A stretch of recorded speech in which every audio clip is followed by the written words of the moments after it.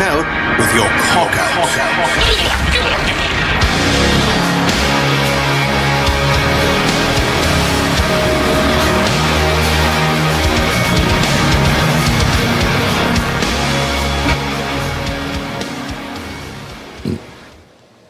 All right. Yo. So just so everyone knows, this episode is going to be full of Endgame spoilers because I just got back from the theater watching it.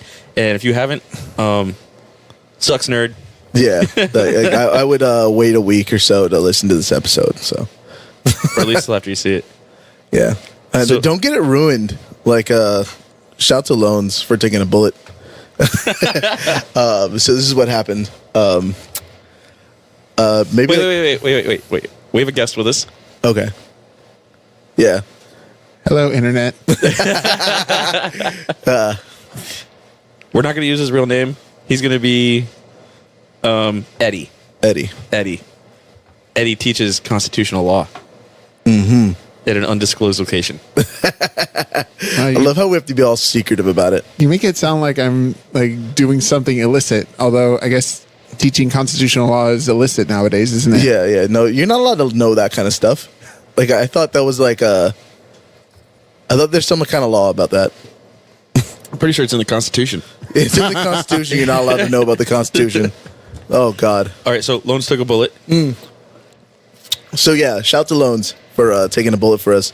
So, like, on one of our mutual shitposting groups, somebody posted this GIF file of, like the very first frame is just, like, some hot girl and, like, her ass is painted. So, like Click on it, of course. Yeah, of course. And so That's what you do. So this is what happened to me. I see this thing on my Facebook feed, and I see our buddy comment on it because it kind of gives it a little bit of priority if somebody comments on it that you know.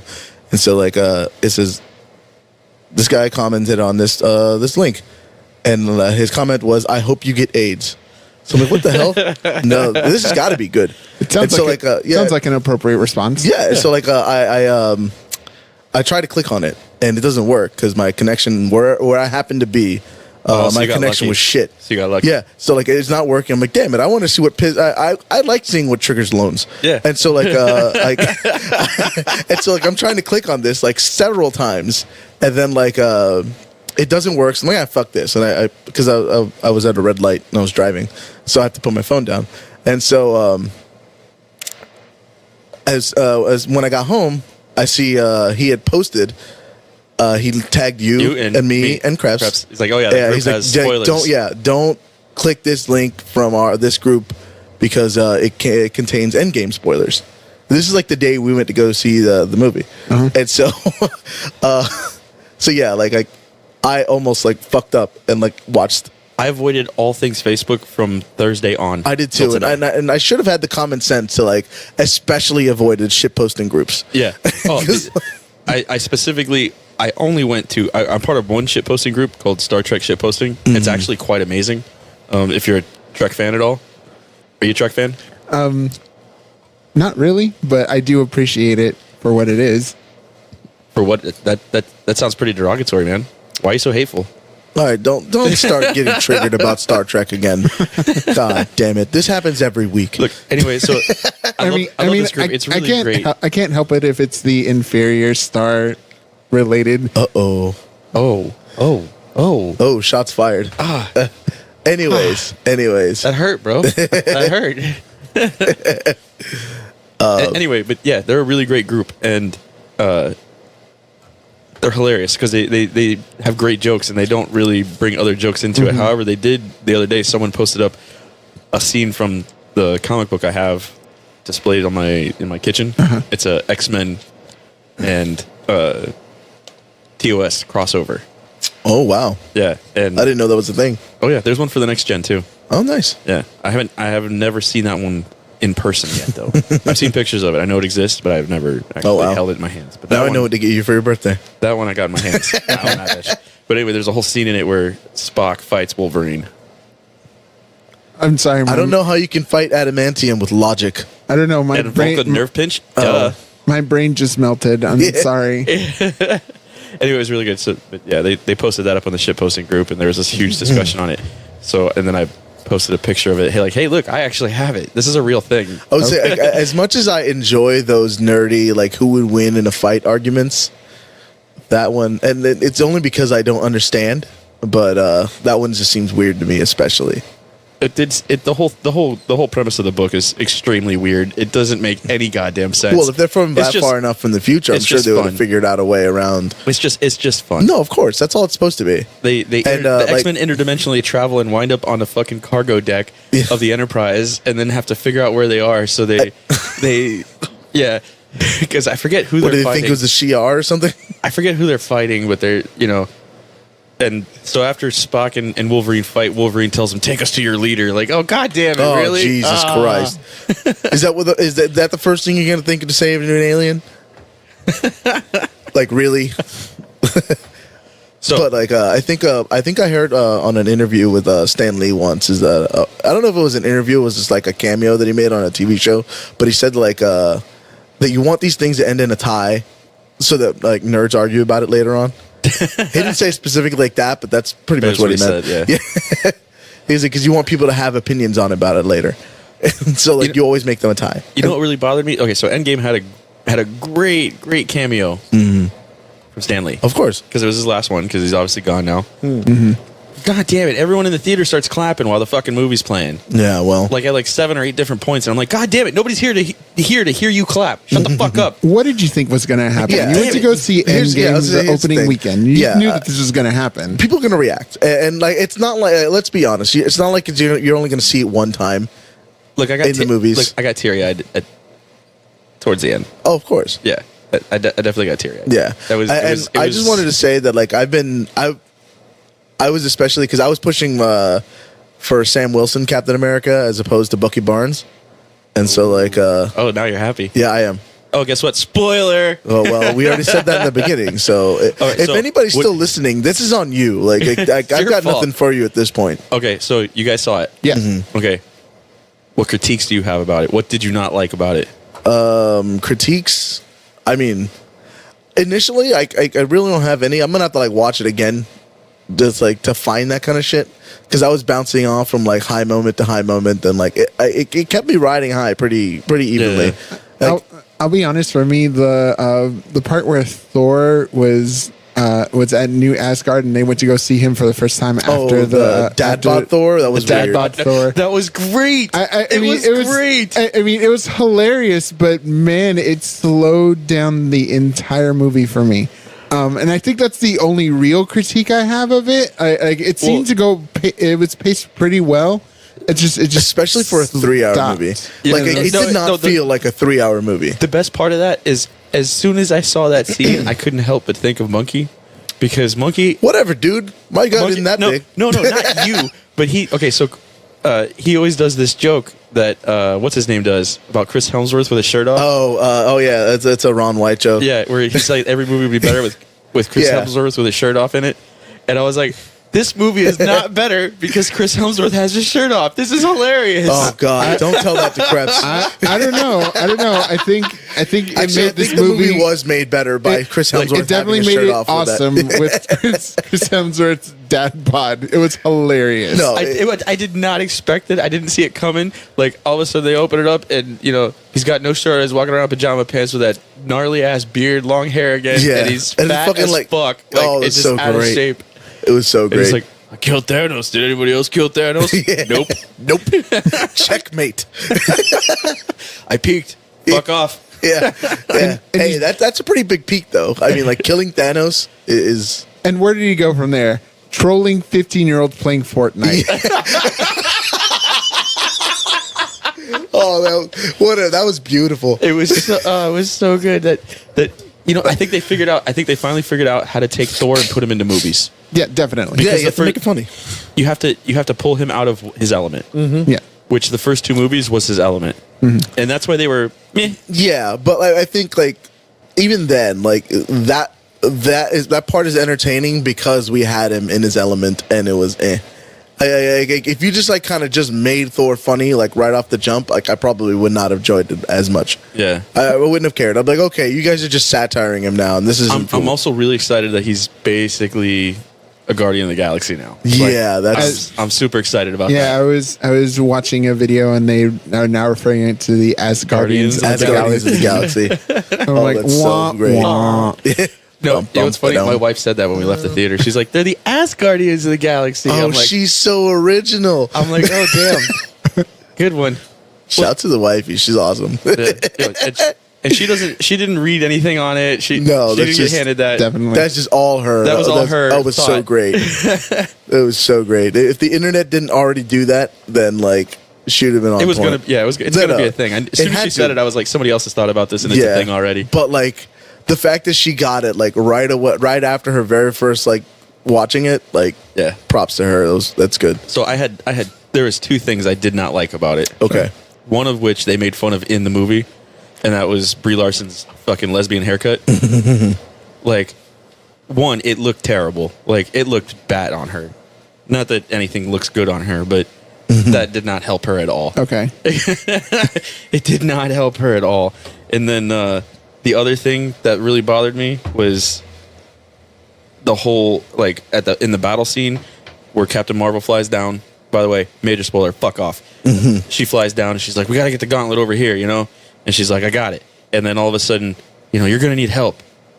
And then, you know, the SJW fucking all female warrior scene, like every fucking female hero Whatever, dude. or side They are character- independent women that don't need no man. No, I get that, but that whole battle's going on.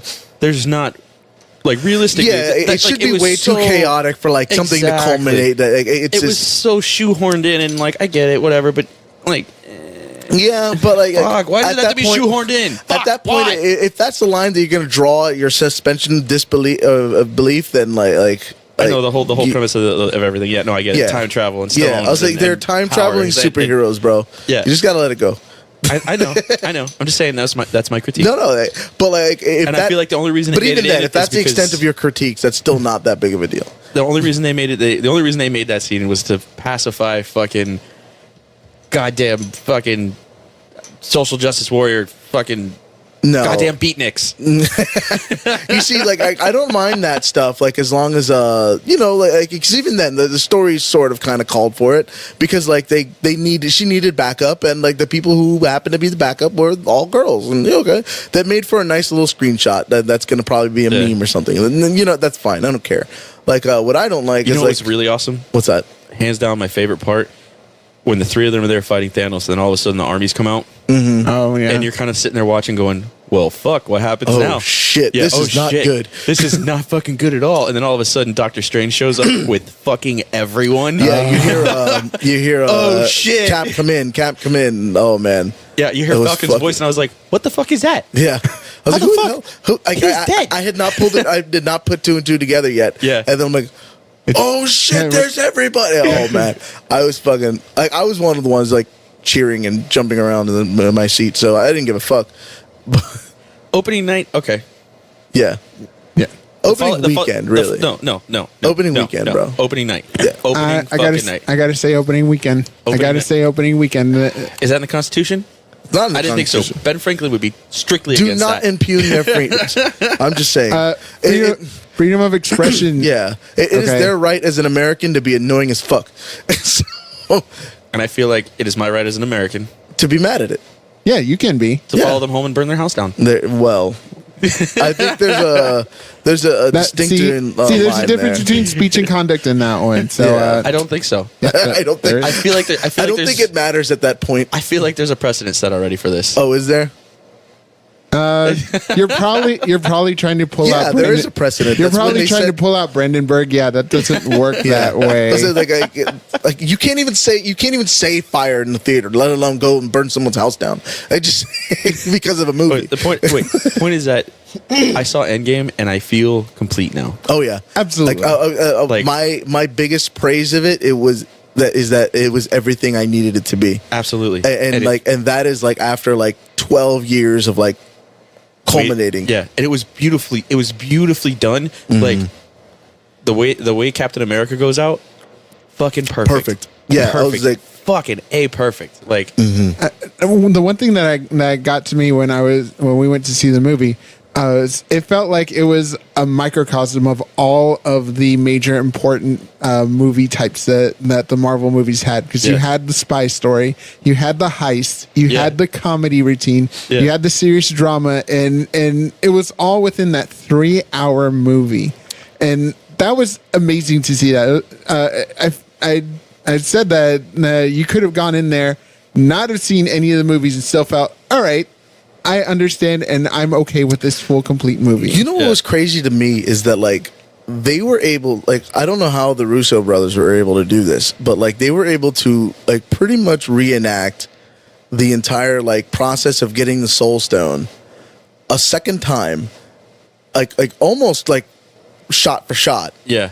And it was still interesting, and it was still dramatic, and it was still like, oh shit, that just happened. Yeah. Like it was, you knew it was coming. Like you knew it was gonna, you knew how it was gonna end up. So one of these two, like, oh fuck, there's only two of them, and then like you knew exactly how it was gonna come up, but like when it happened, it still kicked you in the nuts.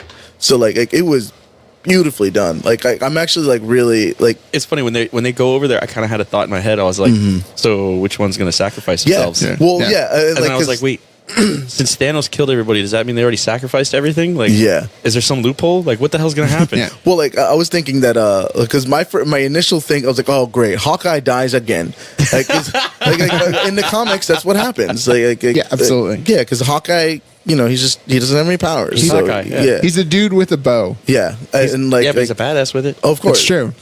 And I think a lot of that is just like Jeremy Renner's performance is Yeah. like he's really good at like making you care about like What he's doing. yeah, but yeah, like they were just able to do the exact same thing over again and still make it just as dramatic. I really thought it was going to be Hawkeye when he blew up the arrow on her when she was trying to run off the cliff and he decided to I start was like, running. oh shit, he won. And I was like, he won. Now she's going to have to go back. And then, like, out of nowhere, she fucking grappling hooks his dumbass. Yeah. Suck it, nerd. Yeah. Peace. Like it was both like funny and a gut shot at the same time. Like it was just masterfully done. I loved it. All right, so I And got. Professor Hulk was awesome, by the way. Oh yeah. Oh yeah, he's the right amount of nerd that I need for Professor Hulk. Yeah. The right amount of nerd. So I have a question, and I just wanted to open the discussion. Which of the time travel scenes did you think was the best? Either the Battle of New York, where they went to, I don't even remember what the hell the planet was, or when they went to Asgard. Bog. Morag. Morag. It was Morag. Battle So- New York, Morag, Asgard. And Asgard. and, Which one of those three do you think was the best of the three scenes? I like I like the Battle of New York. again. I was only because Professor Hulk takes his shirt off and does the whole like rawr. and he like pretends to smash He's like stuff. half-assing it. yeah, like half-ass smashes shit. It was great. Actually, like me, because like I'm obviously like I've been very vocal about like my bias towards anything Captain America, but his whole like doing that like little scene from Secret Empire where he like leans in and whispers "Hail Hydra." Oh, dude, that was perfect. I was like, oh my god, dude, he does that. I was like, oh shit. yeah. Oh, I'm throwing shit. fucking popcorn. he said it. Hashtag the America's two things that I ass. need. Yeah. Oh jeez, that is America's ass, Captain. Paul Rudd is fucking perfect. I love it when the Captain America fights Captain America there. He's like, oh, I found Loki. Like, no, you didn't. I think for me it was I loved the Battle of New York. I really did though. I loved the scene with Thor and his mom. That was heartwarming. That was heartwarming. Yeah, that was really nice. And that's such a throwaway kind of section. Like all the action is going on in New York and in Morag, and then you have this little scene in the middle with in Asgard where it's not a battle. It's about to lead up to something. I feel like that scene is going to lead up to movies in the future because she tells him like, oh, you need to, worry about being the best you, not what people expect you to be. And that's why he joins the Guardians. Yeah. So Hashtag as Guardians of the Galaxy. yeah. Hashtag America's ass. Oh, that was so That great. that needs to trend right now. Oh yeah. But yeah, yeah, the Hail Hydra scene, that was the thing too. Is I got everything I needed that I needed out of Captain America, When he gets- which is Hail Hydra. He finally got out Avengers Assemble, Yes, he did. and like I was fucking whooping and hollering and like He said that. And I was jumping like, up. "Holy shit! Oh he shit! He finally said it. Finally, Fuck. yeah. Finally. I'm fucking God damn jumping it. up and down, and like luckily, like we were like He's- in a section of the movie theater where I'm not bothering people by standing up. He's selling it short. He jizzed in his pants. Let's just be honest about this. Whatever, dude. You can't prove that. When he was walking into the elevator, I had flashbacks of Civil War. No, Or of, Winter Soldier? Winter Soldier. Yeah. Yeah, and I was I was like, like, oh, he's gonna kick all their. He's- I was like- waiting for if you guys want to, get off, Yeah. now's the time. I was waiting for that. Yeah. I was like, holy fuck, Yeah. here it comes. Yeah, I was And like, oh, he's gonna kick Rumlow's ass again. Yeah. I was like, oh man, it's gonna happen again. They're reliving it. And then he leans in and goes, "Hail Hydra." I'm like, See, he just Slick as jizzed in fuck. his pants again. yeah, It was so slick Whatever, when he does bro. it. Like, oh fuck, because I thought for sure he was gonna say like, yeah. You can get off. You're gonna do the because that elevator fight scene was fucking phenomenal. Oh yeah. yeah, Yeah, and also hashtag Cap wields Mjolnir. yeah, right. Oh my Jesus. That was beautiful. That- Oh, in the fight scene where he winds up with Stormbreaker and Thor's like, no, you take the little one. You take the little one. I'll take this one. You take the little one. That was great. He's still got his fucking PJ pants on, and shit. But he has like the armor sort of, but Yeah. like he's got like sweatpants. Fucking great. All right, But, I did not see them killing Thanos within the first 10 minutes of the movie. Like I Oh, was yeah. like, what the hell just happened? I was like, wait, like the end? Yeah, it was like when it got dark, I was like, are they going to play the credits? Is this it? Well, Because shit. I want my money back if, I was if like, this is it. I was like, why'd they kill him? What? Mm-hmm. But yeah. No, so Tony Stark. That was fucking great. That was beautiful. It starts and ends with Iron Man, Yeah. and I think it was incredibly circle. appropriate Yeah. that it was Tony Stark that made that final sacrifice. I thought that it was going to be Cap. I really thought it was going to be Cap. Yeah, because Cap's everyone like, did. because Cap's the one that falls on a sheet on the grenade. Yeah. And but no, that was beautiful. Like how they made it a choice, and like how like he actually had something to lose because he had the daughter, and like just the whole thing, the whole way the way they just set it all up. It was super smooth. And so supposedly the rumor is that Brie Larson is supposed to be the new leader, the new leader now. It's supposed to be Captain Marvel, going to be taking the reins or whatever. Kind of everything. makes sense. She's the one with the rank. I don't think. No. Well, yeah, I guess no. Yeah. God damn it. Yeah. Anyway. Oh nope. Rhodey's still a colonel. Oh, okay, good. But that's the Air thank Force. Fucking God. Oh wait, no. Anyway. Captain Marvel's the Air Force too. Anyway, Yeah. so there's this whole internal fighting thing apparently going on with Brie Larson. Because she's extremely SJW Yeah. and very vocal about it. Yeah. And apparently her co-stars hate her. Well, that's what happens when you're a pain in the ass. Yeah. So That's the thing, I think though. it's gonna be a lot harder it's for her great to- to have opinions, but like when you're annoying about it, like nobody's gonna listen to you. especially when you're just a fucking actor. Like, Well, I mean, no. Well, let's be real. People listen to actors. It's fucking retarded, but Unfortunately. they do. But like, what I'm saying though is like it's like it's like if you're gonna do something like douchey, like you're not gonna get anybody to join your side. It's like I in the abstract I support punching Nazis, but like when you do that, you victimize them and you make steps towards making their opinions legit. And so like it doesn't make them right for what they say at all, but like you're gonna get some people to sympathize with them and start to listen to what they have to say. so what you're saying is don't punch Nazis. Well, what I'm saying is you fucking Nazi No, lover. what I'm saying is punch Nazis on your own time. Don't make it tied to your opinions.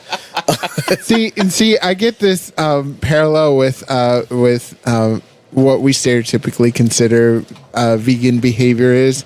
I'm a vegan. Why are you not a vegan? You're a terrible person for not being a vegan. Or CrossFit. It's Vaping. Fuck you. it's like, all right, it's great that you're a vegan. I don't want to be a vegan. Leave me alone. But no, apparently I'm the terrible person for not being a vegan. Yeah, it really makes you. yeah, It it's your makes you fault. want to like look at them, be like, "Fuck you" and "fuck the planet." I'm eating meat. Okay, not only okay. am I eating meat, but I'm going to turn on like my Pontiac Grand Am and just run it Jesus, yeah. and The rev driveway? it up and just rev it up every like 10 Oh, seconds. man. You're gonna make me cry. You're making me miss my old Camaro. But Yeah, my brother makes fun of me because I use the Juul.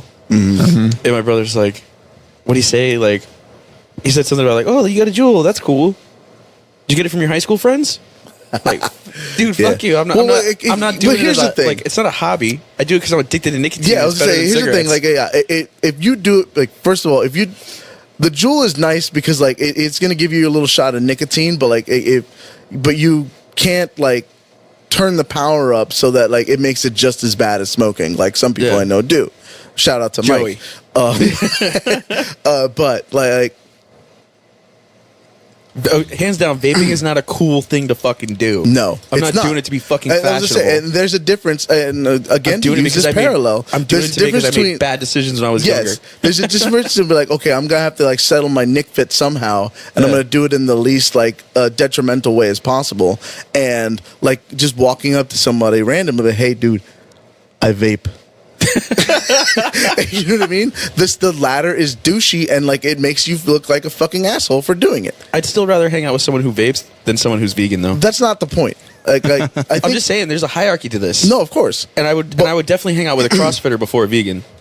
I don't know. If you CrossFitters are pretty annoying, but you know what? But it's cool because we can go do deadlifts. I would say I and I like deadlifts. I would say I can respect anybody who can deadlift more than their body weight.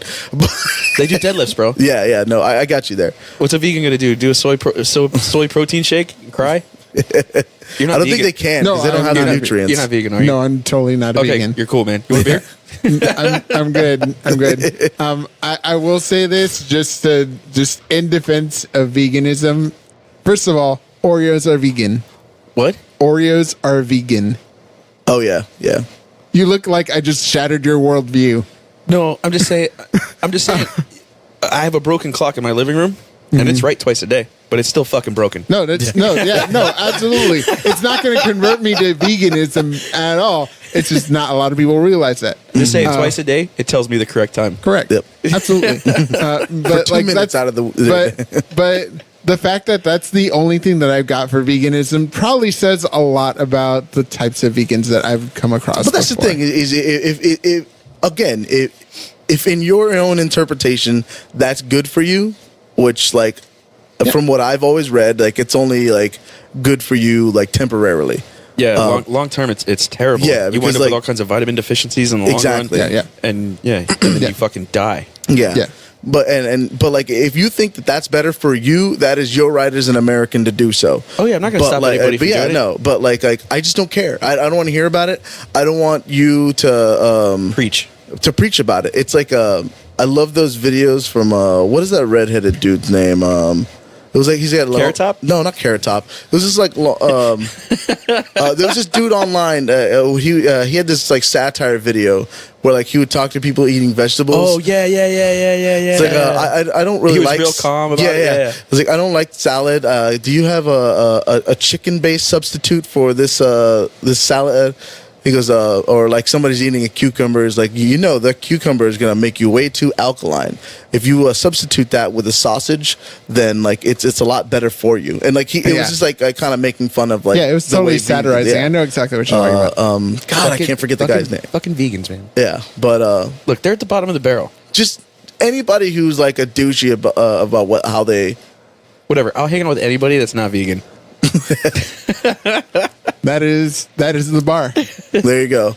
But like even then, like I'll take like the old the old military don't ask, don't tell policy about it. As long as you don't like start telling me that you're a vegan, especially for no reason, we're okay. So, constitutional law. This is my thought. So everyone wants Trump to release tax returns, right? Yep. So we've all seen his wife's titties. Okay. I feel like We've all seen his mistress's titties. yeah, I feel like there should be a tit for a tit thing going on here. So if Trump releases his tax returns, I want to see AOC's tits. That sounds fair. That's constitutional, right? Probably not. I'm sure that there's something in there's got to be some sort of obscenity law that is being broken at that point. Yeah, let's say, Obscenity. yeah, because remember, the people who wrote the Constitution were prudish as fuck. I'm just saying, Ben Franklin was not. He loved French whores. Yeah, but Ben Franklin wasn't like the one like writing it specifically. He kind of gave ideas, but Yeah, because he was getting his dick sucked by French whores. He was busy. That's what I'm saying. He was too busy. And, He was busy doing that, inventing lightning. inventing electricity. lightning. You don't invent lightning. You invent electricity. invented Get lightning. your fucking facts straight, He bro. invented lightning. No, that is fake news. Fake news. Fake No, news. he invented fake lightning. news. He invented electricity and not lightning. Lightning is natural. Electricity is man-made. I don't think Two he- different things. I don't think he invented Two electricity. different things, bro. Pretty sure that was Tesla. No, bro. Tesla just learned how to figure out how to really use it. He was just building on Ben Franklin's work. Pretty sure Ben Franklin invented lightning No, bro. and French horse. He made electricity out of lightning. Are you triggered? No. I feel like you're triggered. No, I'm not triggered. You just He's almost triggered. Well, it's not that hard. whatever, bro. He starts to get that twitch in his eye, and you're just like, all right, I know exactly where to press. So, what do you think? Tit for tit. Not going to happen. Oh, AOC is not going to do it. Nancy Pelosi then.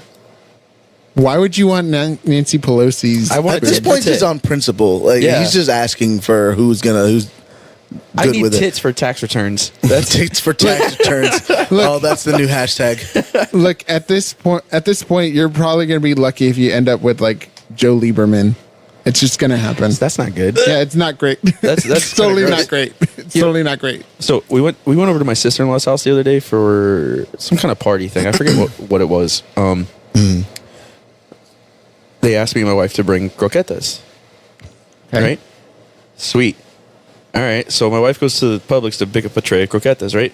And she's like, I'm gonna get the ham ones. I was like, get whatever, I don't care. So You're I'm here. supposed to get the ham ones. Yeah. So she calls me from Publix. They don't have ham. All they have are chicken. And I was like, okay. She's Okay. like, should I get them? Yeah. Yeah, there's still croquetas. Yeah, that was my thought. And she's like, no one's going to eat them. They're not ham. I was like, look, croquetas are like titties. It doesn't matter. They're still fucking titties. So if Nancy Pelosi hands out topless pics, I'm going to look at it. Just like I'm going to eat the chicken croqueta, all right? I may not enjoy it as thoroughly as the ham croqueta, but I'm still going to fucking I don't know eat if it. your analogy holds here, but I mean, I'm still going to look at Nancy Pelosi's general, tits. like- So if she pops them out, I'm looking. Same thing with Ruth fucking Ginsburg. oh Jesus Christ. Her tits don't fucking fall in the equation for this because she's supposed to be non-party. Yeah, okay, Yeah, she's she's supposed to be she's impartial. above. Yeah, she's supposed to be above that kind of stuff. So whatever. She's above politics is what I meant. Yeah. Her tit reveal is going to be solely independent on her. Now, however, Nancy Pelosi, tits. And then we get Trump's tax returns. I feel like that's a fair tit for tit. Well, and that's the thing too is there's nothing written saying that he has to like disclose his. It was just like and Well, this is my thought on it. Well- It's funny because tax returns. So they're like, oh, we need to see his tax returns. What's the purpose of that? like you didn't know that Donald Trump did fucking shady shit with money. Well, no. I mean, they do there's know no that. reveal there though. They, That's what I'm they know saying. that. They want it because they want to pass moral judgment and be able to look and go, look.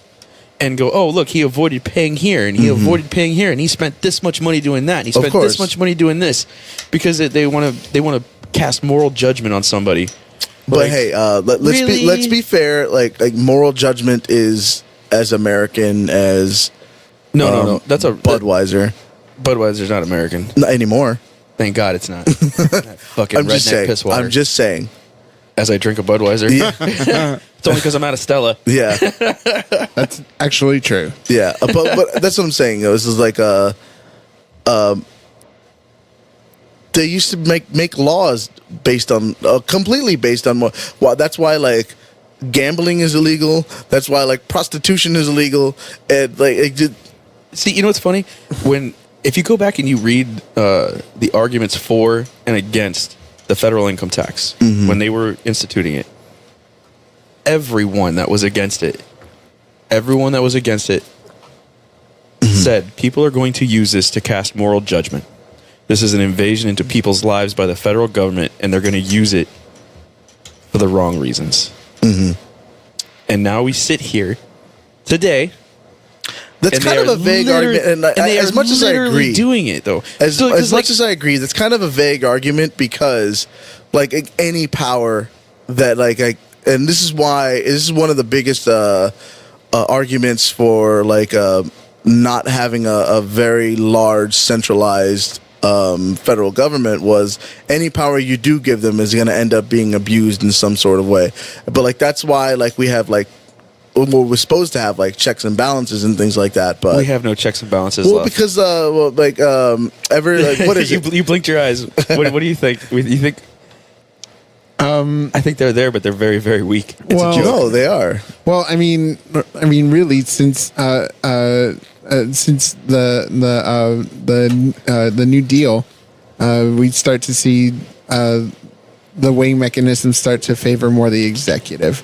Yeah.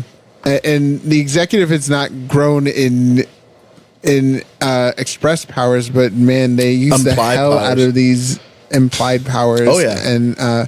And I mean, just the fact that the president can go in front of a television and speak to the American people over, the Speaker of the House doing the same thing. They don't have the same prestige. People are like, "Who the hell is Nancy Pelosi?" They know her because she's the one who's being loud about it. But I mean, you could ask anyone off the street. I could grab someone off the street, ask them who the president is. Of course, they know who he is. Now ask them who their House representative is. You will get blinks and like, the fuck if I know. Yeah. And that's the thing too. I don't know mine anymore. I know it's a Democrat chick because Marco lost. But by the way, for those of you who are in South Florida, it's Debbie Murkisell Powell. Yeah, that's the chick. There you go. Yeah. I actually just wrote her a letter. Oh yeah, what'd you tell her? I complained about rent-seeking policies. Oh, okay. Yeah, we've talked about it here before. Yeah, I sent her a big. Actually, it was like 3 pages long. I sent her a massive letter about rent-seeking policies and the federal government handing out favors. And Yeah, but that's what the fuck? Yeah. So yeah. See if I get a reply on that one. yeah. We'll see what they say. Well, because So far, everybody's every- against that in the abstract, but I just want to point this out. I have written many politicians, many that are my representatives, my senators, my congressmen. The only one that has ever responded to me has been Donald Trump. I just want to point that out. And not that I'm pro-Trump because of That's it. fine. But I just want to point out that man knows his audience. He understands that is a connection he needs to maintain. Whether I you're vote right. for him But or not. did you? And he's if you hyper aware of who's paying attention to If him. what's her name? What was the representative's name again? Debbie Murkisell Powell. Okay, if Debbie Murkisell Powell wrote you a letter back saying thank you for being so supportive of me, here's a picture that I signed. Oh, it's going on the wall. I know that, but I'm just saying, that does a lot less to answer the things you were asking about than you basically say, hey Trump, can I have an autograph? I was very tactful and very polite in the letter, and I asked Of course, her, and I mean- I asked if she would reply with a plan if she has any. That was I think that one sent off like 3 weeks ago. So Yeah. give it a couple months, maybe I'll get something. I don't know. You guys don't realize this, but this picture is staring into my soul as we speak. Yeah, I No, know. That's yeah. why I posted it there. Yeah. Thanks. I really appreciate So every that. guest has to sit here and stare at Trump. It's No, what it does is while you're talking, it just happens to catch your eye and you look, and then it looks like Yeah, and as you move around the room, You just get, he looks at you. yeah, he follows you. Yeah, If he's not looking, Trumpy Bear is. yeah. that's an accurate statement. Yeah. See, and so this is what really bothers me though is you have people that that are like the people that claim to be Republicans are not conservative. People that claim to be Democrats are not for the people. Are you talking about like in general the moderates or like there are no or, moderates? I'm right here. I'm a moderate, dude. No, us. Okay, the majority of the American people are extremely moderate. Nobody wants to go hard left or hard right, but we're so polarized right now, and the parties are not what they say they are. So you got guys that are running on Republican, like the typical Republican ideals, where they say, "Oh, we're conservative. We don't want to spend money. This and that." No, they want to spend money. They just don't want to spend money on social programs at all, and they want to spend that money. Correct. It's more on national defense, and they want to spend that money. They want to spend the exact same amount we're spending now. They just want to spend it on other things. Yeah. So, which is not a solution. We obviously need to stop spending money. Like if you if fucking $22 trillion in debt. Yeah, and like if you do the same thing where like when you order tanks, even though you don't need it because this representative, the tanks are manufactured in his area. Like that's the same kind of Keynesianism as like just as anything like the New Deal did. But then you have the guys that are Democrats are like, oh well, there's plenty of money. That doesn't matter. What are you talking about? No, we can just raise the taxes. It's okay. We'll just keep spending. Yeah. Like. No, god damn it. You're both fucking wrong. Both of you are fucking wrong. We're $22 trillion in debt. No, there's not enough money because if there was, we wouldn't be $22 trillion in debt. God damn it. Fuck both of you. Well, I mean, at this point, neither of them want to admit defeat. They're both it's just incredibly wrong. But the problem is that if admitting defeat means that the other guy's going to win, that is not going to be. Well, that's the thing. We're in a culture where like total victory is the only kind of acceptable victory. Absolutely. And like so, there's no such thing as compromise anymore. So you can't like say, okay, well, we're gonna do this, but like. I truly blame Karl Rove for all of that. Of course, it's Karl Rove and Newt Gingrich. I blame Karl Rove 100%. I kind of would say that has happened before. We predate that. You got to go all the way to like 1968. That's where we start to see a fundamental shift in between what is conservatism and what is liberalism. Yeah, and like also. I think. Well, who was it? Was it Barry Goldwater that said like, what is the quote? Is extremism in the defense of liberty is no vice. And so what he did with that by saying that was he opened it up. We're saying like it's okay if we keep going further and further to the right because as long as we're like doing it for America and like so like whatever like we do, and this is how it's been interpreted throughout the years after that because he said like when he was running he got annihilated by I think it was Lyndon Johnson. And so a lot of these sentiments were brought back by Reagan and Nixon. I would say Nixon brought all that first. Nixon is like the first. He's like the herald of Reagan. Yeah. He's definitely like because even then but that's the thing is if you brought Nixon back and you put out his political or his ideals out like they wouldn't be far right enough. No, you're absolutely correct. And so so I don't know. I think he was like he was the one that he polished off. It was really Reagan that like actually like brought back the Goldwater Republican kind of ideals. Nixon was the one that finished off the gold standard for the currency. Well, yeah, he sealed. He was the final step in closing the resolute and concrete construction of the Federal Reserve. What Nixon did is he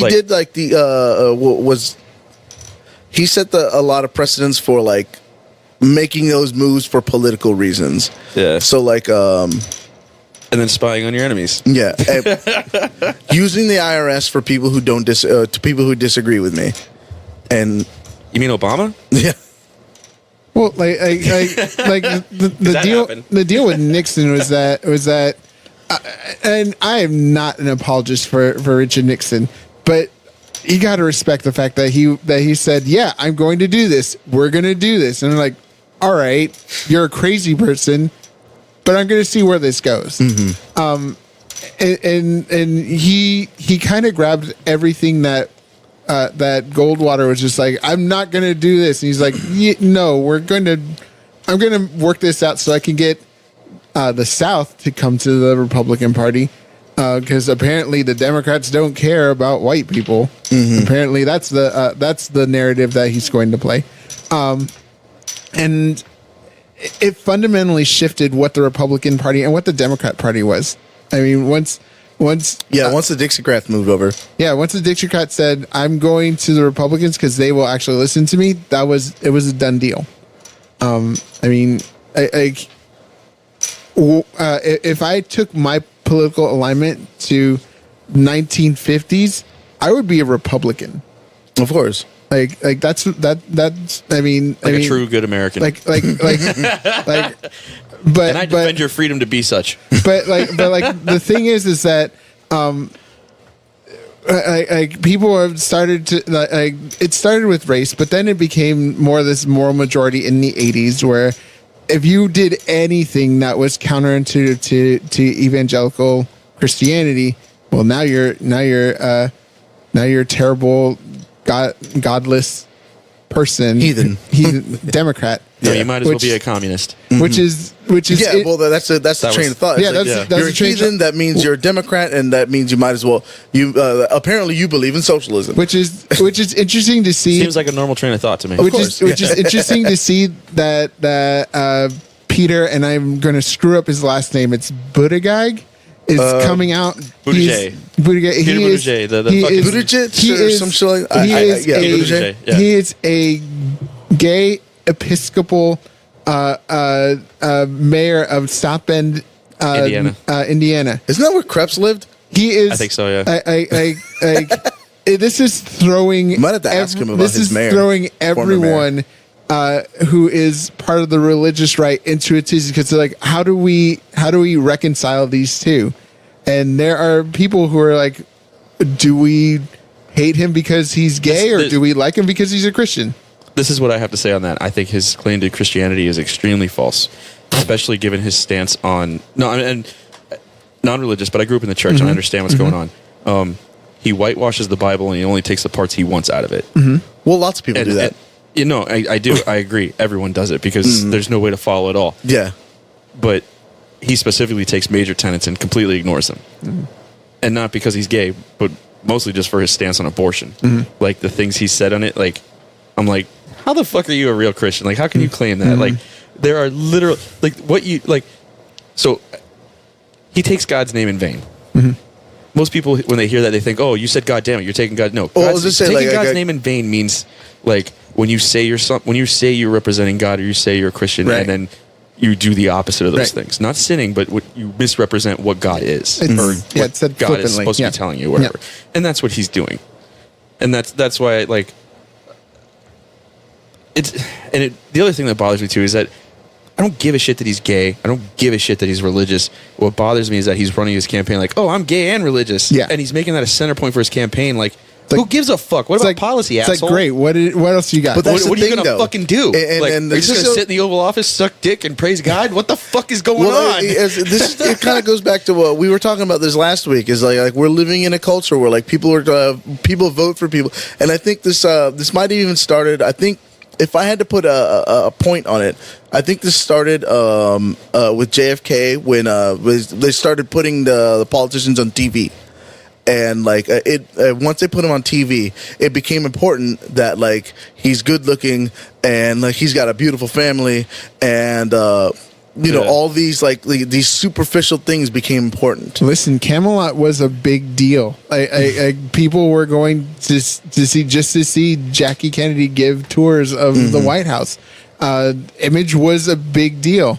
I mean, we've seen it time and time again. People, the returns have said that if it was just audio, Nixon wiped the floor with Kennedy. Of course, but but he looked like shit. He looked like shit. Like terrible. He did that interview and he his just put makeup was on. awful. Yeah. And like apparently, I think he was sweating. Yeah, and he just looked nervous. So like those kind of it's a whole new level of optics that like bemes important because of that. Who is the CEO of Starbucks, or who is he was talking about running?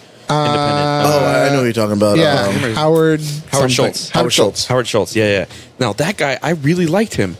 You know what? He didn't come out and was like, oh, I'm bisexual and fucking this and that, and interdimensionally fucking whatever. No, he came out and he was like, look, we're $22 trillion in debt. We need to do this. We need to do this. We need to do this. He came out and had an agenda. I did not agree with all of it because he was all about some form of Medicaid for all or Medicare for all program.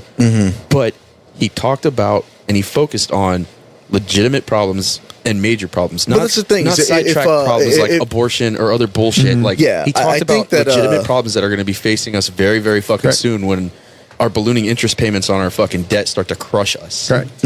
Like, okay, here's the guy that gets it. All right, let's hear what he has to say. And he talks truth. Like, even if it's inconvenient truth. And I really, really liked that. It was refreshing. And then he just got ate fucking alive. Because the media ate him fucking alive. Because that's what I'm saying is the metrics or the optics. If they don't line up exactly that way, then like, and also like, and that's mixed in with the fact that the Walter Cronkite era of the news is dead. Yeah, like absolutely. it's gone. Like and it's not coming back. There's nothing you can do about it. Like and we need to learn how to figure out how to get information and interpret it ourselves. Well, because like if you think about it, like everyone who runs for president, like two major parties, like the last election, like Trump didn't say a word about policy. No, no. Hillary didn't say a fucking word about policy. No, it was just her policy statements were like just like rhetoric that was like kind of put in. Yeah, that kind of like, and that's all it is now. And that's why rhetoric. she felt like, so greasy. Was that like everything like that everything that she said, like you could see if you were looking at it right, like you could see that like she was just playing the game, and like it's like it felt like when I was trying to pick up a chick in my 20s, and like I'm just saying shit just so like she like what's up, girl? You want to get out of here? Yeah. Well, I'm just saying shit that I know she wants to hear that that is just gonna get her to come home with me, and like I don't mean any of it. I said this phrase last time it worked. Let me try it again. Exactly. And so like everything she said was like it just that and like this is what you come at. This is what you put your hand on the scale for. To get out of the primaries, like that really bugged me. How do you feel about Biden's campaign announcement? Oh Jesus! Did you listen to it? Yeah. So first of all, I thought it was way too late. It's really. I think he threw his hat in a little bit too late. There's too many flashier campaigns out there. He's literally like the only like. Middle road one now, and that's the thing. That's the thing. From a purely like policy perspective, he's the best person to counter Donald Trump, and I think he potentially right now, without really diving into everything that he is going to bring up as policy, he has the best shot at beating Donald Trump. You think so? Ideologically. However, he's not going to get out of the primaries. You don't think so? I don't think so. I think he might. I don't think so because here's the thing. The Democrats have gotten more left and younger. All right, so okay, so let's so there's Pete Buttigieg, Kamala Harris, Beto O'Rourke, the old white dude, Bernie Sanders, Kamala Harris. Did I say that one already? No, you hadn't say Kamala Harris. Kamala Harris. Elizabeth Warren. There's another chick too. I mean, we can look. There's another chick. I forget her name. She's fucking crazy. As soon as somebody else says something, she says the same thing. Did we say Cory Booker already? Oh yeah, Cory Booker. There's 20 of them. I do know there's 20 of them. Like it's so Biden. Widespread, and Biden has the advantage of name recognition. Over the rest of them, and like I said, he's middle ground. And there's a lot of Democrat voters that are middle ground that feel like Joe Biden. I imagine that they would feel like Joe Biden's going to be a return to normalcy. Here's the problem. They tried doing this when the Democrats nominated Hillary Clinton. They're not going to bite on it again. They're going to nominate the candidate that they want, and it's not going to be Joe Biden. It's Hillary Clinton's campaign without Hillary Clinton. It actually is. And that's the thing is like you can't.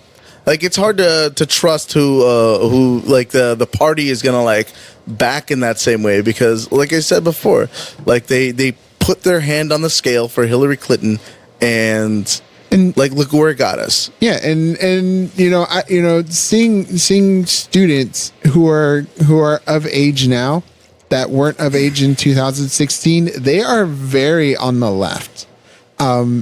Especially because the left is a little bit more charged with eliminating the Second Amendment or putting strict restrictions on gun control. These kids are the kids that were protesting following Marjorie Stoneman Douglas.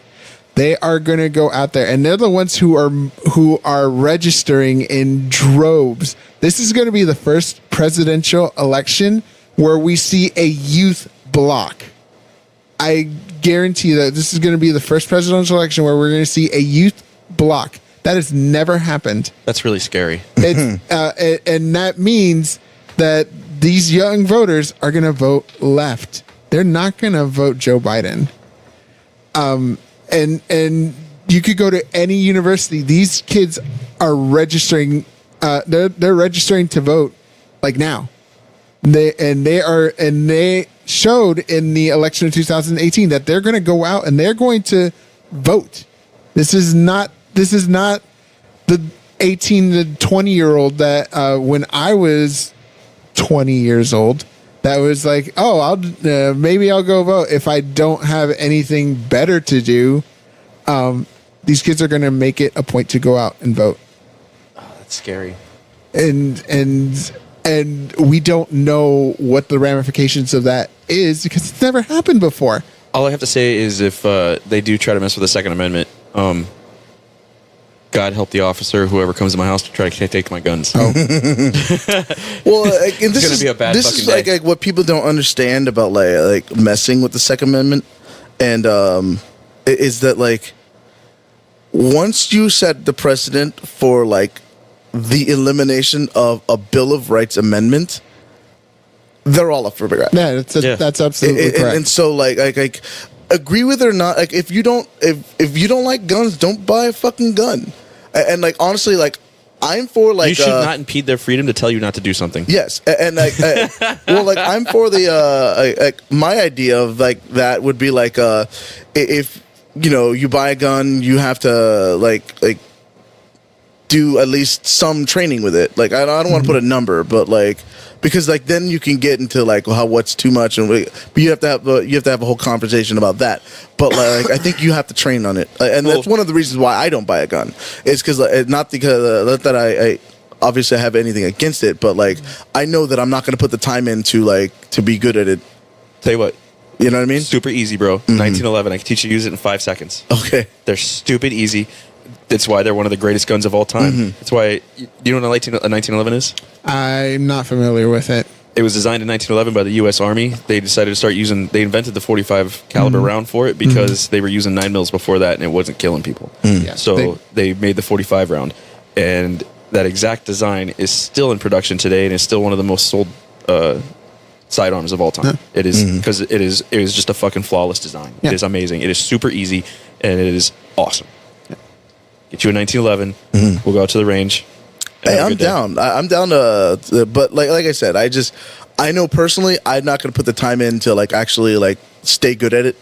And Well, you don't have to. I mean, I'll do it like because let's be real, we're not in the service anymore, bro. of course. We're I'm not trying to qualify. I'm just saying you don't have to qualify. I'm not. But you just got to put the holes together and then put them on the paper. Yeah. And then but that's in the I'm just obscure saying, event that you actually have to pull it out and use it. I'm just you'll be fine. I was just saying like I just and not even to say that I just don't want to be like the guy that's like I have it, but like I'm twitchy about it because like I don't use it too much, and not to say that I am, but like I don't.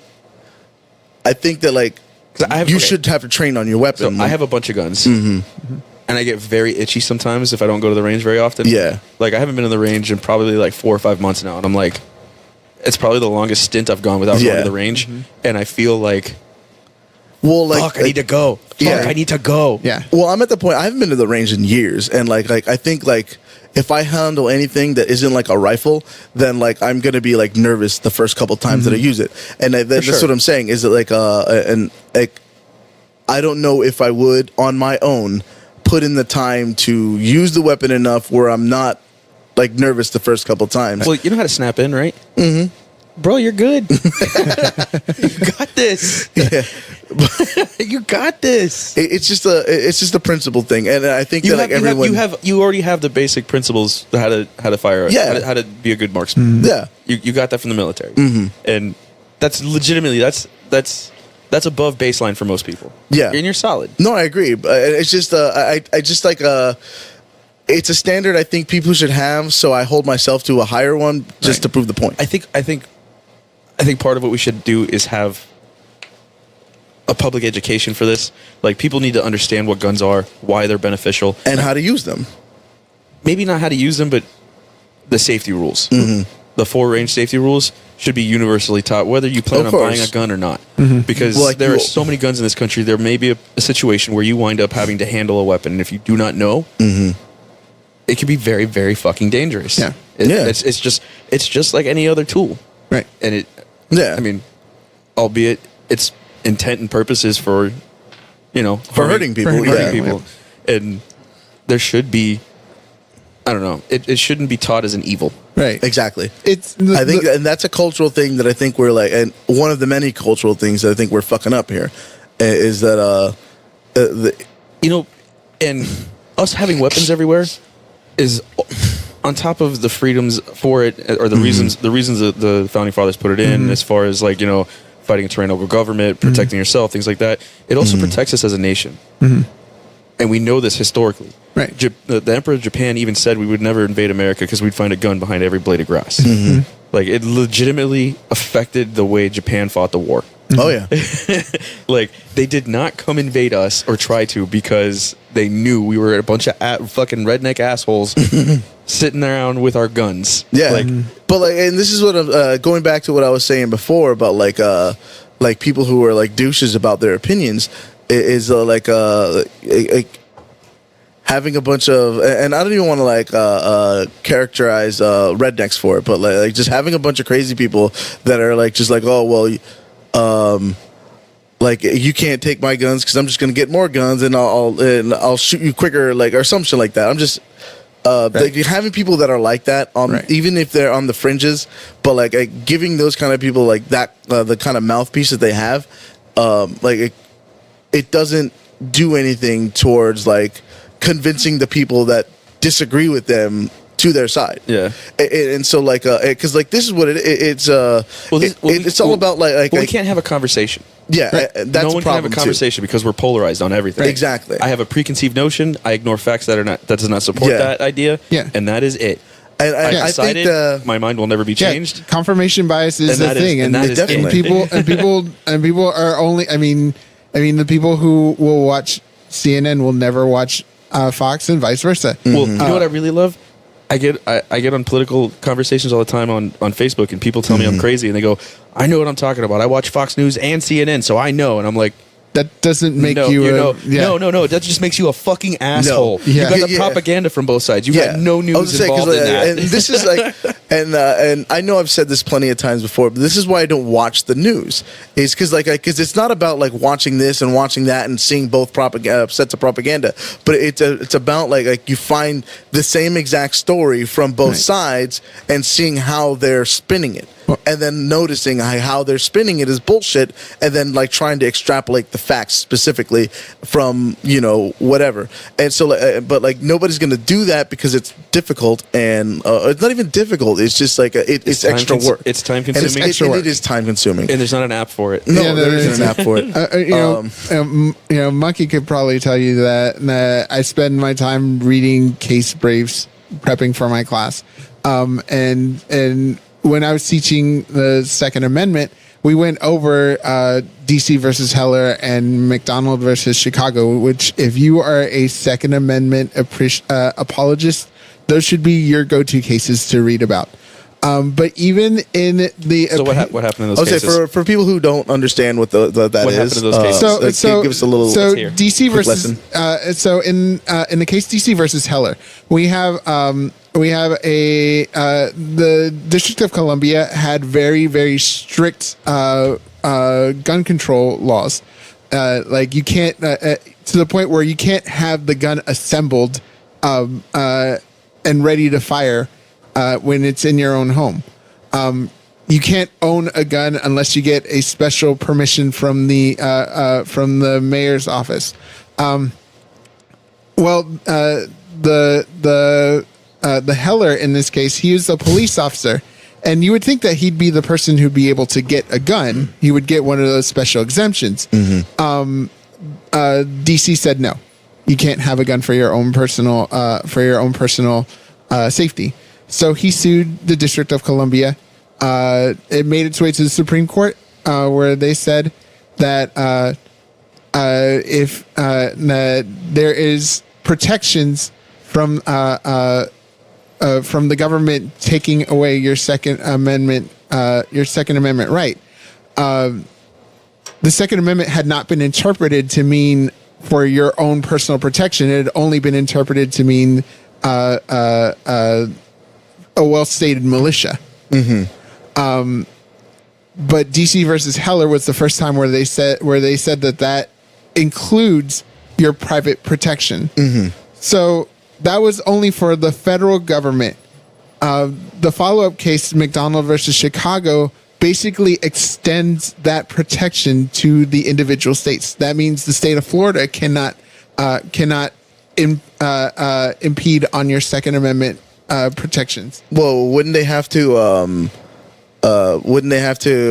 Once that precedent is set and that opinion is given, don't they have to abide by that anyway? Why would that be even disputed after the fact? Well, the argument is, and even Justice Scalia, in his opinion, said that there are limitations to gun ownership. That it has to be a reasonable gun. You can't have an automatic weaponry and say this is protecting my Second Amendment. You don't need to protect your house with a fully automatic AK. Correct. I fully disagree. Correct. Yeah. The example. Thank you, Justice Scalia. The example that I told my students is that just because you can own you can have a firearm doesn't mean that you can have a flamethrower in your home and say that that's protecting your home. There are exemptions.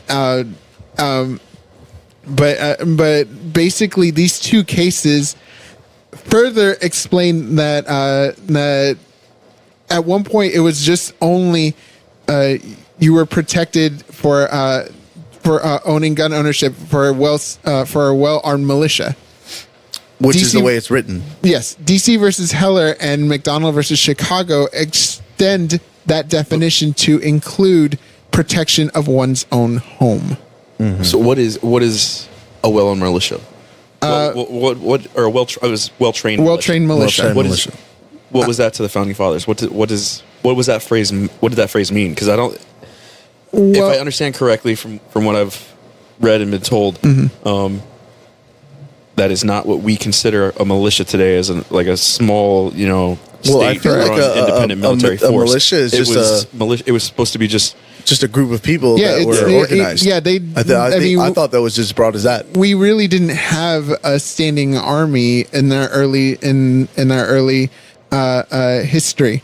It was just if you were a volunteer and we needed to protect our state or our nation, you could be called up and you could own your firearm. Yeah. You had it in your home. That's the originalist interpretation.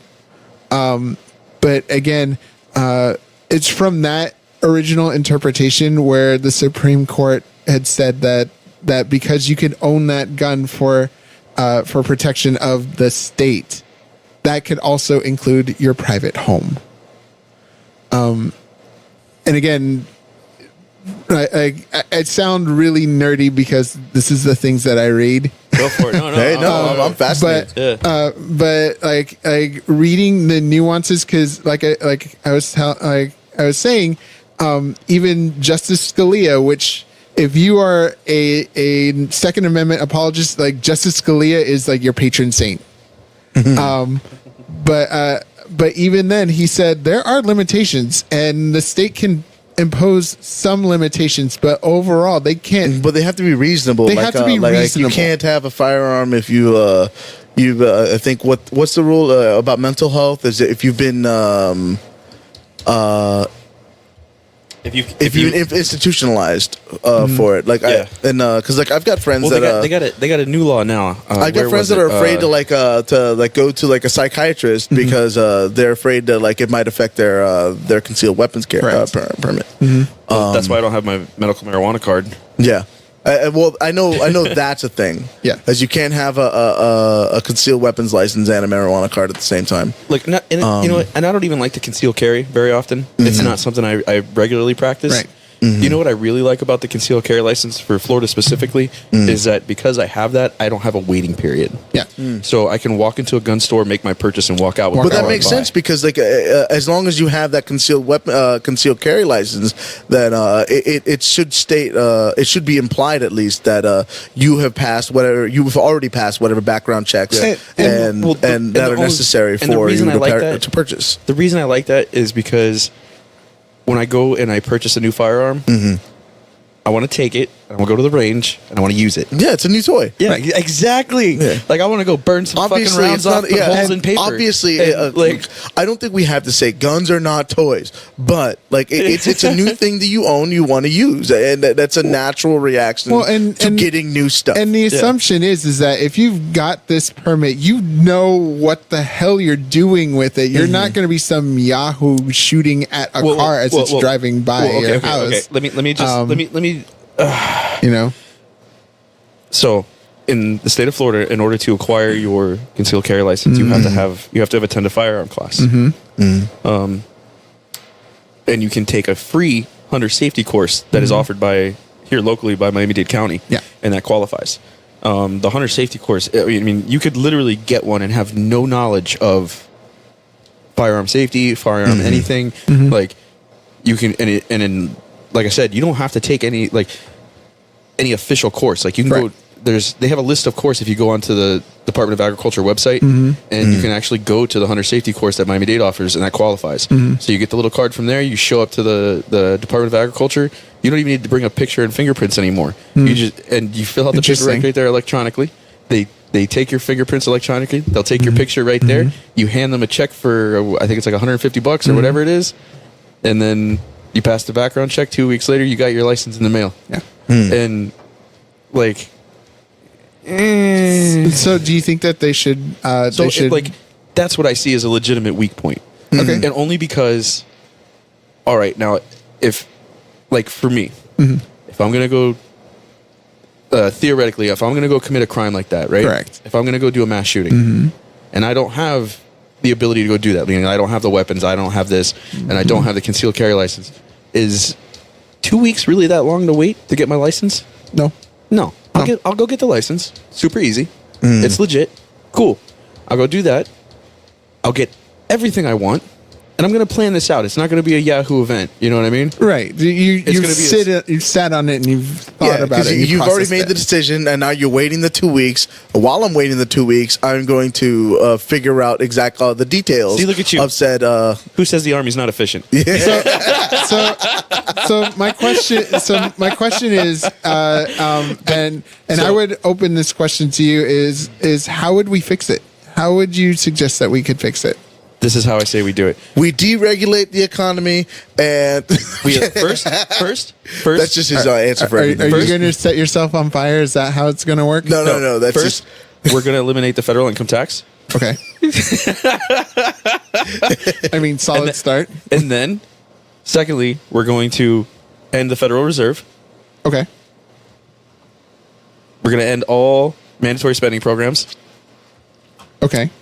What did I tell you? Yeah, he's deregulation. Okay, he's total libertarian. That's cool. No, legitimately, this is what I see, or what I think we could do to fix that. And I think instead of the the local governments and the municipalities and the states giving out hunter safety courses, there should be open firearm courses, meaning firearm safety, and specifically specifically the safety rules. So I don't know how familiar you are with firearms. I'm somewhat familiar. So every range you go to, every single gun event you go to. Well, I mean, just for there anyone are anybody listening who's not, just break it down. there are 4 safety rules, 4 universal safety rules. In fact, okay, so when I met my wife, she was not anti-gun, but she had never seen one in real life, and she was scared of them appropriately because she had no idea about them. No, of course. So, and I told her, I was like, hey, prior Marine, I have a fuck ton of guns, and I like them. They're fun. If you ever want to learn, I will teach you. So, eventually, she's like, let's go to the range. And I was like, okay, we can go in like a month. And she's like, why? And I was like, you need to learn the safety rules before we go. And she's like, what are the safety rules? So I taught her the 4 safety rules. Rule number 1 is you treat every weapon as if it were loaded. Can't believe I stumbled over my words. Words are hard. I have the best words. Anyway, so The best. the best. You treat every weapon as if it were loaded. Never point a weapon at anything you do not intend to shoot. Keep your weapon unsafe until you intend to fire. Was it weapon at downrange at all times? Yeah. Yeah. So basically, if you follow those 4 rules, you can never have an accident. That sounds appropriate. Those 4 rules. You just have to imagine that they are the difference between life and death because they fucking are. Yeah. Of course. No, it's Those 4 rules are the difference between life and death. and they're not unreasonable rules. No, it's not craziness. It's not Yeah. madness. Like, and those that should be the standard. And that's those hunter safety courses. Instead of giving out the hunter safety courses, we should be giving out a gun safety course, and it should be free to the public. Okay. And Oh, look at you, Mr. Government Spending. I know, right? Here's the difference. It's not federal spending. It's Local Yeah, local municipalities. I get it. So, okay. I'm more for local municipality spending because it's going to be more appropriate and more defined to an area versus like prime example, like McDonald's. You can go to McDonald's here in Miami and get fucking Cuban coffee. Yep. You go to McDonald's in Texas, you can't get Cuban coffee. They're regional. They target their market. However, you can get tacos at McDonald's in Texas and California and Arizona. Because why? Because there's a fucking market for it. See, you thought I was going to say some racist Mexican shit. No, I was just waiting for it anyway. No, the point is that they understand that laws They like know that. who lives there. Well, no, they understand that local communities are going to have an impact, and there's different communities, and they can't just have a one size fits all. And that's what the federal government is. It's a one size fits all. And especially when the United States I think a lot, and the things you do have that are one size fits all, they have to be broad enough where like the local states can add to it. Yes, Right. exactly. Local municipalities can add to it. Right. They can change it as they need to change it. But at the same Exactly. time, you have to encourage them to change it where they need to change it. Right. Because like if you get one like state that's like super lax about it and like doesn't care, and then like one state that's like too hard about it, Like California? Yeah, I was Well, I was gonna say Chicago, but yeah. California's going to go overboard on everything. Well, I was SJW. going to say New York, but yeah. Well, them too.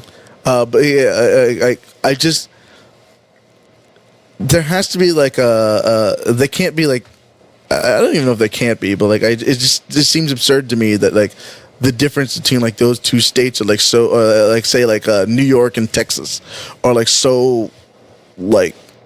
It's because there's a different group of people there. There's a different culture. They have different lifestyles. Of course. Like New York, you're living in a condensed area. Yeah, you don't People want don't even need a car. Yeah, you don't want Or- like everyone like having guns when you have like everyone living like within like feet of each other. And then in Texas, in not all of Texas.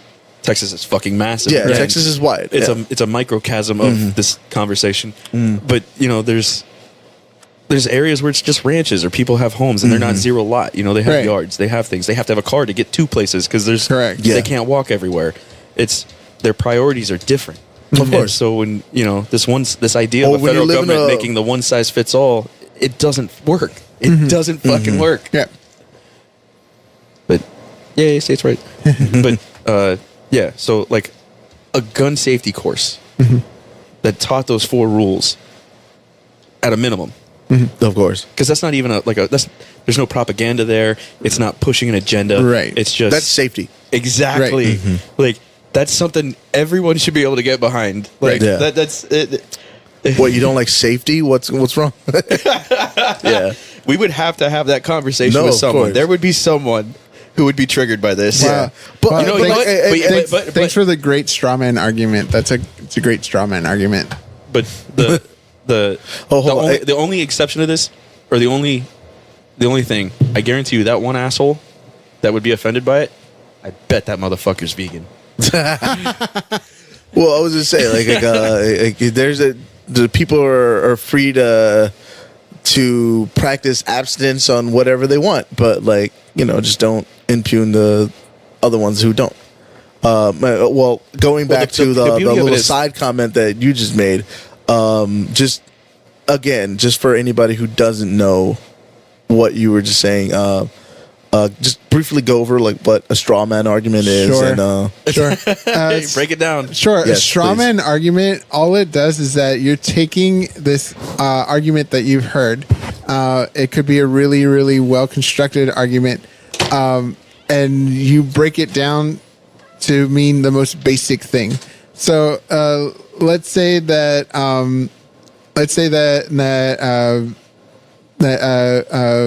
we talk about we want to reduce government spending on the military and reallocate that to education.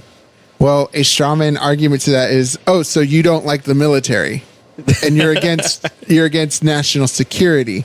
That is a strawman argument. That you take the nuance of the argument away and try to make it so basic that it puts the person who made the argument, like, it puts them into a position of this is a terrible person for this one little thing.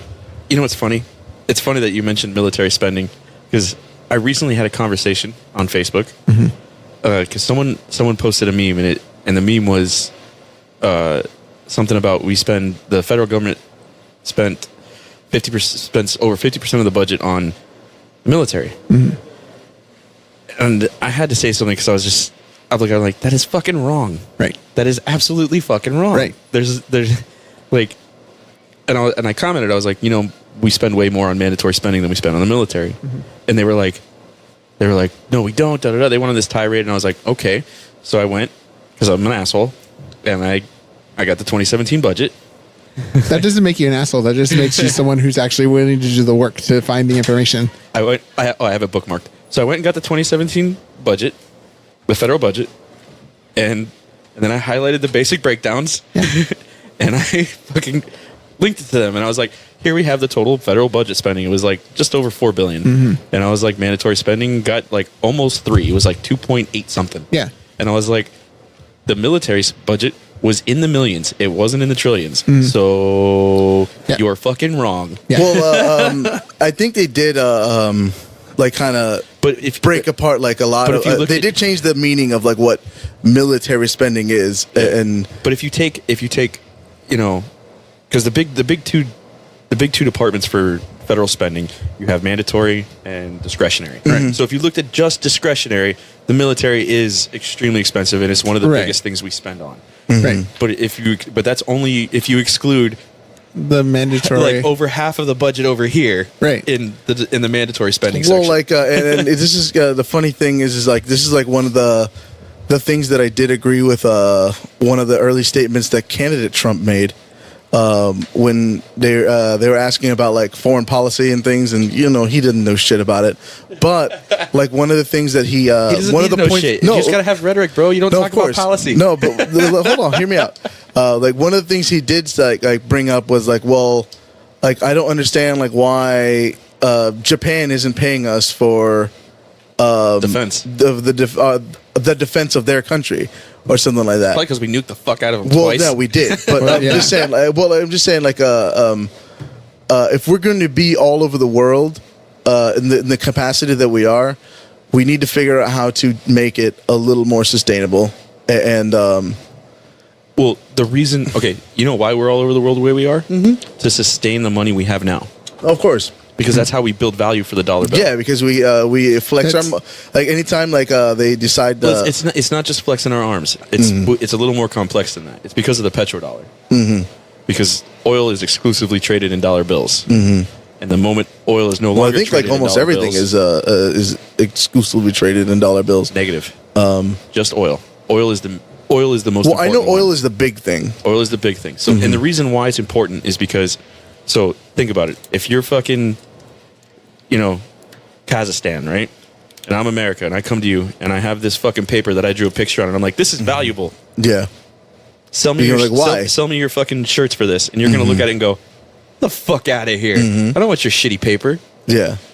So we have to build international value for the dollar Well, I mean, bill, even and we less, do that because even less obvious than that. Like if they just decided one day, like, oh, we're just going to use the yen instead, and that's why we have military everywhere to Yeah. stop them from doing that. exactly. But because the oil is traded in dollar bills, countries have to come to America and buy dollar bills from us to buy oil from an oil producing country. And then even then, the dollar bills that they get can only be spent in American markets because nobody else is taking it really. Well, and that goes back to like the working, we'll call them working relationships that we have with like the Saudi royal family and Exactly. yeah. That's exactly why that exists. Yep. So And that's why. Well, I would say that's why like the very big blatant hypocrisies that we have, where like we don't want to. Where like our rhetoric will say like we're against everything about Sharia law, but we're going to still keep these people in power because they trade oil in made dollar a deal. bills. They made a deal with us like It's way because back. they trade in oil World in War- dollar bills. Yeah, they made a bottom deal line. back in That's- World War I, where they're going to be in power and they're going to start working with the. Well, originally was the British and the French, but like at the end of World War One, this America. is why we legitimately don't give a fuck about North Korea. Because guess what? They don't sell oil. They so don't. Fuck them. That's why we don't give a shit about Yeah. all the people dying and starving in Africa that we could go help. No. We don't give a fuck. You know why? They don't have oil. Mm-hmm. The minute they have oil, we'll fucking be there. Yeah. Until then, fuck off. Yeah. Like that's legit. No, of course. And even then, when they get oil, as long as they're selling it in dollar bills, we won't care. Yep. The minute somebody thinks about not selling it in dollar bills, we'll support whatever rebel group is there trying to start a revolution, put them in power as long as they sell oil in dollar bills. Yep. And like, that's how we've done things like everywhere. Really, That's what we did in Iran. That's how we fucked up Iran. Like decades ago, we did that. yeah. It's why we killed Gaddafi. It's why we went to Iraq the second time and knocked Hussein out of power. It's literally why, because he had started selling oil to the Russians in the ruble? The ruble. Ruble? With yeah, a B. whatever the fuck Yeah. they use. Yeah, the ruble. Because he straight up said, "Why should I sell my oil in the currency of my enemies?" Well, I wonder how that's working Well, out for yeah, him. I'll say, yeah, I'm going to show That's you why, why. asshole. Yeah. But yeah, that's legitimately why. No, of course. And the minute we pull back from the world and don't change our currency first, we're fucked. No, yeah. Everybody's gonna be poor. But that's the thing, though, is that, but like until then, we're like, I think it's, I don't even know what the multiple is of like how much bigger our navy is than like the second largest navy in the world. Like I almost want to say it's like 3 or 4 times. Isn't the second largest navy in the world the Coast Guard? Yeah, probably. Yeah, I was saying wrong. the second largest navy in the world is our Coast Guard, This is a question. which is not even DoD. Is NASA's funding independent from the DoD, I or is think- NASA considered part of the military spending for the I budget? think I'm curious. NASA is its own discretionary spending category. I could be wrong, but I was curious about that. If I'm trying to remember the last time I saw where NASA was, I think it is part of its own discretionary. It might fit under like the science and That makes sense. Science and science, technology or whatever. like science exploration kind of discretionary spending. Like I think it fits under like if they're paying for like pharmaceuticals and stuff like that. I think that's how it's delineated. Even though a lot of the employees are Military. military. I don't understand why we don't fund more science things, like specifically NASA. Like realistically, if we don't leave the planet, if we don't explore the rest of the galaxy, if we don't find another home, well, like even we are doomed. here's the thing: And that's it. Not because of global warming and this and that, but the planet has an expiration date. Mm-hmm. I mean, it's obviously way past my fucking lifetime. Yeah. But all of this is for naught well, I if we think don't first take it of all, somewhere else. like people just aren't wired to think that like long term or think that big. Yeah, who cares? Yeah, I'm gonna be dead, so fuck them. But I think too is the point that I really wanted to make was That's that how like, I feel about global warming. no. The other point that I wanted to make was that just even like the questions that are raised about like how to do things in space have brought about like a lot of the big inventions that we have, Like Velcro. of our time. Well, Velcro. I'm pretty sure like what was it like just putting satellites up. Yeah. Like when we started doing that, I was like, "Oh, well, can we do that? Well, we can do it with this, like that's spinning I around think the world." that's where they got carbon fiber from. Carbon fiber. Weekend has internets now. Yeah, yeah. The internet, the new foldable phones. Even though like they're apparently they're kind of fucking up. That came from Star Trek. Don't Yeah. lie. Well, actually, there's a. the inferior I don't remember if Star the- series. I would say I You think can have that opinion. It's okay. it is your right as American to think that way. I'll know the truth. You let me know when they come up with a lightsaber. I would say I think I have read articles about like how the impact of Star Trek on, but a lot of that was just because the scientists were Star Trek fans. They just wanted to make that. I mean, They probably could have made a phaser, but they didn't. But So you're a Wars fan, right? Yeah. Yeah. Yeah. I guess. I just Wait, think don't that- tell me you think Babylon 5's better. Oh God, Oh no. God! Okay, just making sure. God, no. So Oh God, no. It's about Stargate now. Oh, get the Jesus. fuck out. Get the fuck out. Show's over. Wait. Is it Stargate Atlantis? Or SG-1. Yeah. I see you played this game before. You've called my bluff, sir. All right. So Last Jedi. I liked it. After now, it took me a little bit of time to think about it and to stew about it, but I liked it. I do like it. Because Now- I absolutely fucking loved it. Now, like I said, it took me a moment to really kind of process what I'd seen. But ultimately, I think it gets a bad rap. I think it was amazing. I think it's, I thought it was a great movie. I think just people don't like change. I think it was great. I think it was refreshing, and I think Yeah. it was. I think it helps this trilogy stand on its own. Absolutely, because I agree. Because Force Awakens, I thought was crap. Oh well, Force Awakens was I liked Force cut and Awakens, paste but like of- it was of basically A New Hope, like 2.0. Yeah, it and was like that was hey, we have a bigger, better Death Star. yeah. yeah. with the same weakness.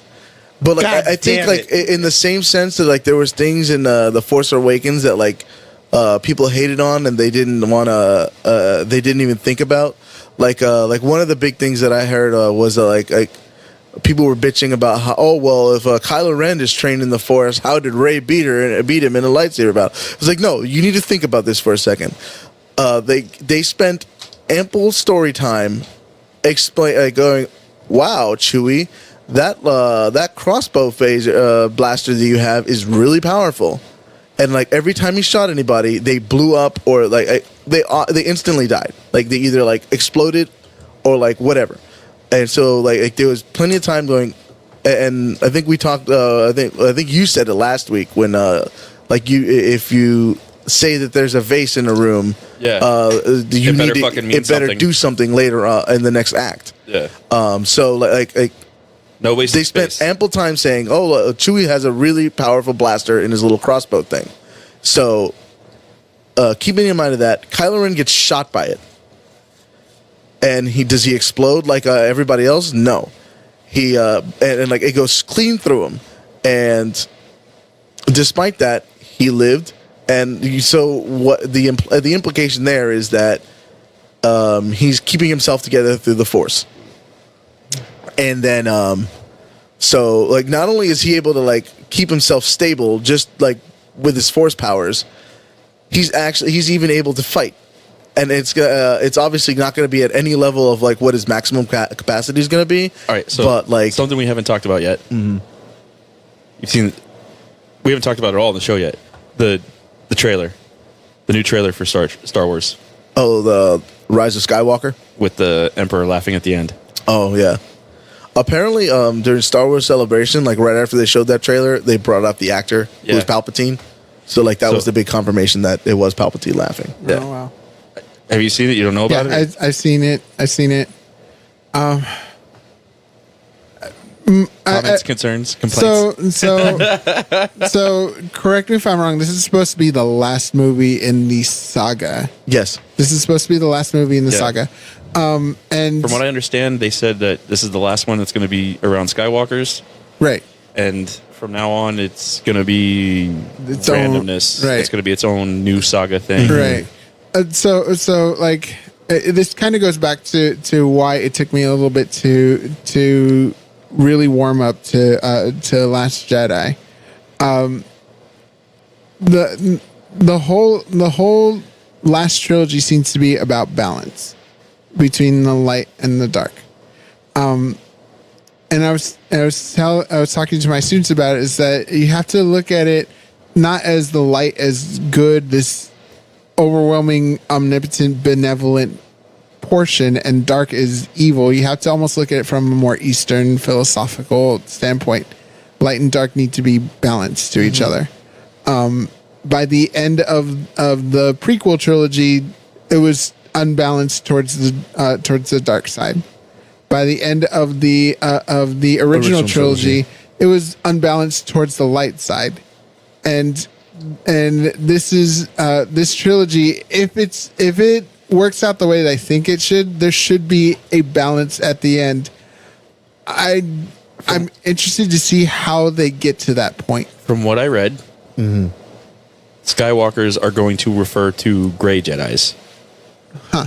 So gray Jedis are going to become canon again, Okay. and they're not going to be actual like Jedis. Right. Like they're Yeah, Force because, users that aren't evil, but they're not. But they're not good. They're Oh, not Jedis. Yeah, I was saying they're not. And supposedly, the fan theories online is that they're going to be called Skywalkers. Yeah, that's because why- like that's why it's that's called the The Rise thing of is like because they're all about balance, but like I think like the original ones were very external, and they were like, well, this is the light side, this is good, this is evil, and we're gonna balance it out. However, but Well, their definition of balance is good wins. Subdue the Yeah, darkness. I would say their definition of balance is evil loses and it's gone, which is It's a very Western philosophy. yeah, and like to me that's categorically wrong. But like, Side random thought, by the way. When I walked out of Avengers, they had a big fucking display for X-Men: The Dark Phoenix Saga. Mm-hmm. And I couldn't help but think to myself, like, who the fuck wants to see that now? yeah, it's dumb. I want to see it because I really want that movie to be good. So I don't care if it's good or bad. It doesn't matter. No, I was there's just saying, like like, shit else it doesn't coming. matter. Who cares? Yeah. It doesn't. It's It doesn't a matter. dead franchise but at this it doesn't point. matter. But I want to finish it. I don't don't- want someone. I don't want someone to say you can't see this. I want to be able to. I don't want to care. be able to make the decision that it was complete garbage I on have my lost. own. I have lost all investment in it. I lost a lot of investment in it, but I don't know about all of it. Not because Disney bought it, but because I just watched Endgame. I don't give a fuck. Yeah, Like, but like, hurry up and bring them to the is, MCU. Here's- yeah, I mean, here's the Phoenix Saga was like one of the biggest stories in X-Men. yeah, we continuity. already got a fucking shitty movie from it. yeah, I we don't got want a another. terrible movie Yeah, we on did. it. But what I'm saying though is like is the Phoenix Saga was a huge story, and I really want it to be done well. It's not. And well, the Phoenix Saga is the Phoenix story is still like the benchmark for X-Men stories, not just the Dark Phoenix saga, but like End Song and even Avengers versus X-Men. The whole crux of it was the Phoenix Force is coming back. Yeah. It is still. If X-Men never does another story, it's still got to finish with the Phoenix Saga. I don't know. Days of Future Past was always my favorite X-Men storyline. Like, But hands it's down. not- Like, It's not even about favorites though. It's but because it's- so much of the continuity stemmed off of the events of the Phoenix Saga. Yeah. Right. You know what we know about the X-Men comes either because of the Phoenix and Dark Phoenix saga or as the ramifications from it. That, yeah. I mean, Which is why Gambit is unimportant and nobody cares about. yeah. Gambit is unimportant. Greatest fucking shit character of all time. Wasted fucking space. I fucking hate that guy. I mean, it doesn't. I was always a Colossus fan. For X-Men fanboys, I'm an X-Men fanboy. I'm in. I'm just saying. You know what? You know, I just need to have that finality. I'm just saying that Gambit is not even in the Star Trek X-Men crossover. That's how unimportant he is. I mean, not wrong. I mean, what's he gonna do? Try to make out with Uhura? I think Kirk might have shot him. Yeah, but he's gonna get he's gonna get phased. I'm just saying he's not there. Yeah, I mean, but I want it to be finished, just so I can say, all right, that chapter's end. Give me AVX for the next major MCU crossover. That's what I want. I want AVX. I want an Illuminati story. I want the Fantastic Four. That's why I want Secret Invasion. I would say you may get Secret Invasion because everyone online keeps talking about the MCU is going to do Secret Invasion. They're going to do Secret Invasion. They're going to do Secret Invasion. Mm-hmm. And I'm like, you know what? They're probably not because whatever. But I think they're probably, especially with the new acquisitions. I think they're probably going to do Galactus. I feel like Galactus would be the next best bad guy. I think Galactus is the next one. But but that's the thing is, I feel like you can do Secret Invasion within that Galactus saga, and because you can make big things happen that are like. So I know this for sure. I know we're getting a Celestials movie. Yeah. Mm-hmm. Well, let's be honest. It's slated, but remember, Inhumans was slated, and so turned into some crappy TV show.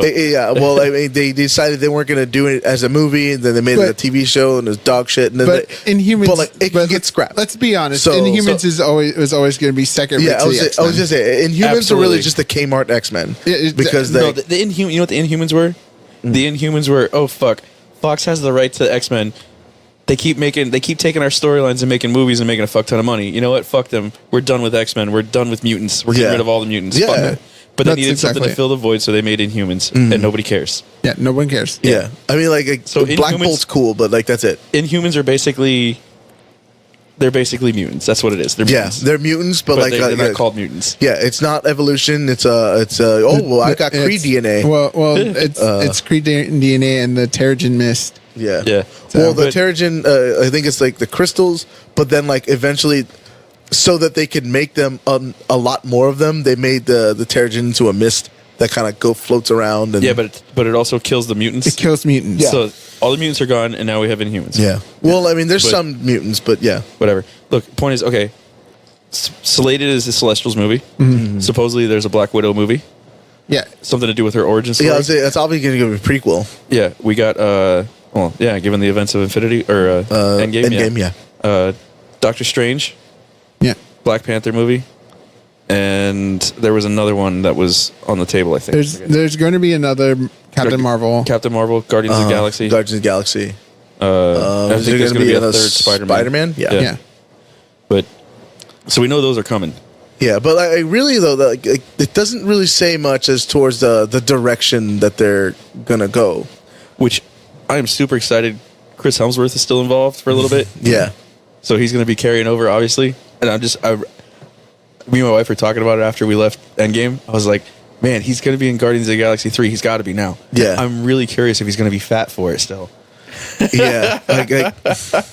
I kind of hope he is, just because it'd be fucking funny. Yeah, that would be hilarious. Or at least they could just show him getting back in shape. Like a montage, like Rocky. You gotta have a montage. Yeah. Montage. Even Rocky had a montage. No, it doesn't have to be a montage, but no, it has to be a montage. Well, I think it does now. But you know what? Just show him fat in the beginning, but at some point in time, during the movie, he gets back in shape. All right, maybe not in. Okay, so maybe not in the movie. Maybe in the movie they show up and he's back to his fucking ripped self, right? But what they should do is put out like a fucking promo video for it Oh yeah. of him working out in space. Yeah. Oh yeah. Well, I'm just saying at a that they space can't. gym, I'm okay with like, this. Like him like doing bench press, but have him It'd be like, using like asteroids. Yeah. Nice. Yeah. I was It'd be saying, hilarious. it had to. It'd be like that one little short that they did where he had the roommate. Yeah, exactly. During Civil War? Yeah. Yeah. That would be hilarious. I think his name was Daryl. I forget what it was, Yeah. but Something like that. yeah. But yeah, it had to be like a little short like that. That'd be cool as fuck. I just really hope that I kind of miss those shorts that they used to do. I just really hope that Captain Marvel is the right direction, because I feel like her movie was shit. It wasn't shit. Okay, but, shit. I say that, but I mean, it was a good movie. Comparatively, but I mean, it shit wasn't- compared to the rest of the Marvel Yeah, movies. it was definitely shit. not It was as way below bar. it was not nearly as like epic or like and this is what I keep saying about like trying to artificially recreate the kind of movement that was behind something organically, like because like when Black Panther came out, there was a big thing about like, oh, this is great because it's it's all black film, and That's not why it was great. But I'm just saying that was just a good point to add to a good movie, and that was a great fucking flick. It that's was what I'm saying. written perfect. That's what I'm saying. Is that was like a great thing that added to an already good movie. Every actor in it was flawless. No, of course. Oh my god, it was perfection. That's what I'm saying. Is that little a social movement behind it was like it was a good thing added to an already great movie. I don't think the little social movement helped it make any more money. I think it better in the did. box office. I think it did because like people were literally buying out whole movie theaters so that like kids could go see a black superhero. Yeah. And so it really did. But like and so that social thing was a great thing that just added to an already great movie. Well, because it was naturally organic. It was something that kind of came with it. With Captain Marvel, it was just like it's going to be a woman's movie. Okay, we already had Wonder Woman. It's we had Wonder Woman, and now we got this another Mary Sue archetype. Mary Sue is just like this virtuous woman who can do no wrong archetype. So it's like that her new lesbian haircut. I'm turned off. I don't know. I just like. I think I wasn't as triggered by the haircut, but I think it's not that I'm triggered by the haircut, but it just it exposes. It's a physical manifestation of what her character inside of the MCU represents, and it bothers me because now I'm expecting them to shoehorn in this SJW bullshit, and they're gonna sacrifice story to do it. I fucking know it. As long as they don't, but like this is the thing is that I don't really have high expectations for Captain Marvel anyway. So if like the girl power audience wants that, they can have it. I don't give a shit. But as long as it's a decent movie, I'm still in. And what's interesting is that it doesn't really need it because there are some good Captain Marvel stories out there. Exactly, there are some really good. Need it. It's already built into the character. Right. They don't need to expound on it. Yeah, you don't have to force it because it happens naturally. She's like her whole creation was this. She's a strong, independent woman, and she's a superhero. But that's not like, look at me, I'm a woman. Mm-hmm. That's not. No, she's a superhero that happens to be a woman. Yeah, yes, that's exactly it. Exactly. And I got a question since you are a lot more X-Men centric than I am. Sure. So let's say the MCU reboots X-Men, which has to happen. Right. But obviously they can't just use the basic cast that they do. Like it can't. Like obviously they have to have Cyclops. They have to have some kind of Jean Grey, unless they just go straight into the Mrs. I'd Sinister be absolutely stuff. Okay if there was no Cyclops. I think you're wrong because of how the movies have like already because like the big thing to me that Fox fucked up with the X-Men was like they made it less of a team thing and more of like a Wolverine thing. Yeah. And look, get me wrong, Wolverine's fucking awesome. And Hugh Jackman was amazing. And Hugh Jackman best was casting fucking, of all time. And Hugh Jackman was fucking phenomenal as Wolverine. But and what they got wrong, it's never about Wolverine. Mm-hmm. It's you give him his moments, and it's fucking great. And this is what the MCU already like was doing, since the Avengers. But I think they got to. I don't want to use the word perfected it, but they they really like They came built the into it formula. with they really came into the formula of it with Civil War, when they like where they're able to like give everybody their own little bit of time. Right. But like if Fox never tried to do that, what they did was like, oh, people like Wolverine, we're gonna shoehorn as much Wolverine as we can. Oh, they like people really like Mystique because they like Jennifer Lawrence, so we're gonna like give you all the fucking Mystique ever, like that you never really wanted. But like but anyways, so like Quicksilver. Anyway, question. Okay, so I'm just reliving Endgame in my head. okay, Where's Vision? Dead. He died before the decimation. Yeah, he wasn't dusted. He got like his brain ripped out. So why didn't they save the body? I don't know. I Put the stone guess back they in didn't think they could do anything with it. That's bullshit. But anyways, Okay, carry on. so carry on. back to all that said, like they're gonna have to shake up the group and use different mutants. Yep. Who do you think they're gonna start out with? I think Morph. Morph. Oh my god. No, I'm not kidding. It's gonna be. I'm calling it right now. Okay. Morph, Bishop.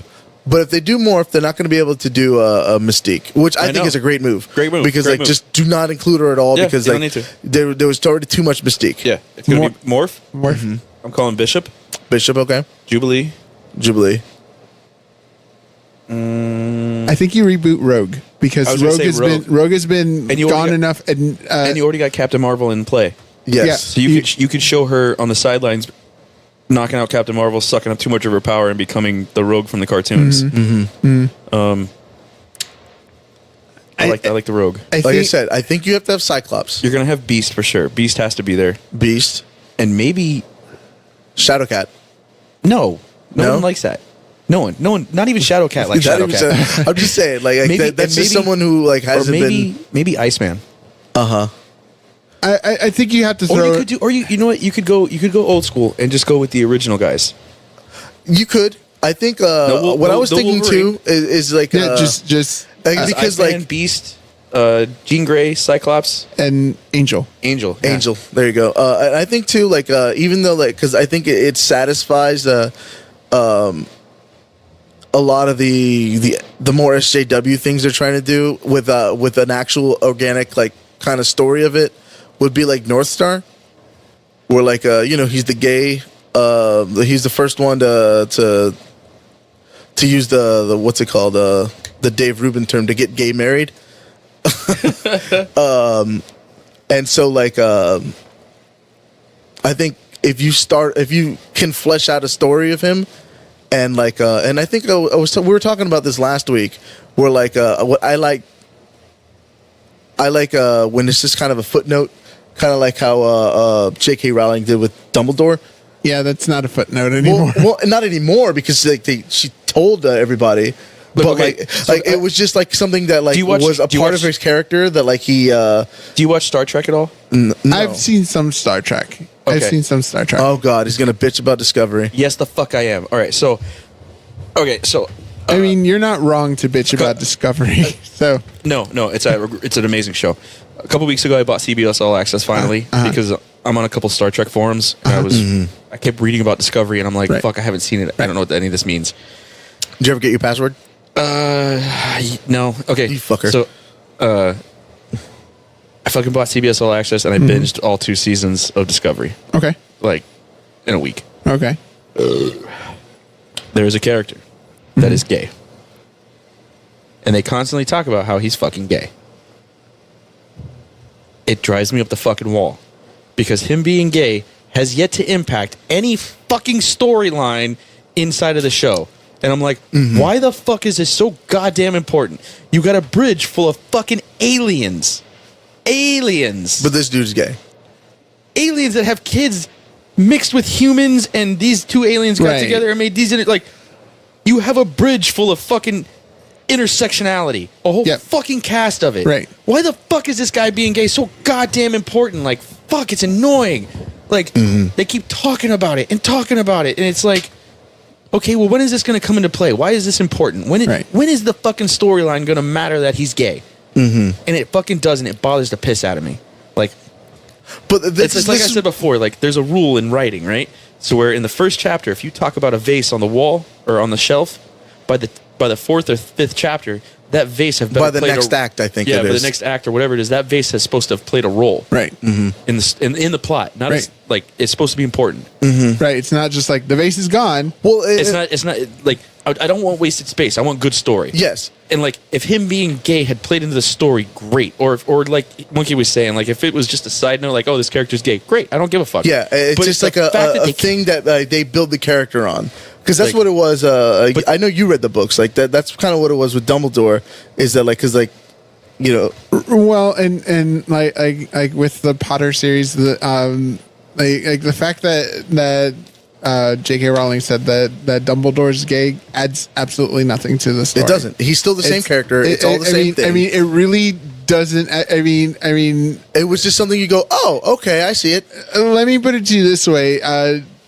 Even more ridiculous, Rowling tweeted out because someone asked if the wizarding world was so afraid of Muggle creations, why do they have bathrooms? Do they have outhouses? He said, and she just tweeted out, said, no, they just crapped their pants and then magicked it away. What the hell does that have to do with anything? I could have gone my entire life without knowing that, and I'd have been happy. I could have gone my entire life without watching Harry Potter, but No, they're good stories, bro. But anyways, going back to the X-Men. Don't apologize for J.K. Rowling. I'm not. You are. No. Yes, you are. No. It's okay. Whatever, dude. Don't impugn my freedom. Sorry. Damn it, you got me there. But anyways, going back to the X-Men, and this is why I think North Star would be a good addition because one of the correct me if I'm wrong, but one of the central themes to X-Men is intolerance. And that's why and so the mutants are persecuted just for being different because they're not normal humans, despite all the good that they do.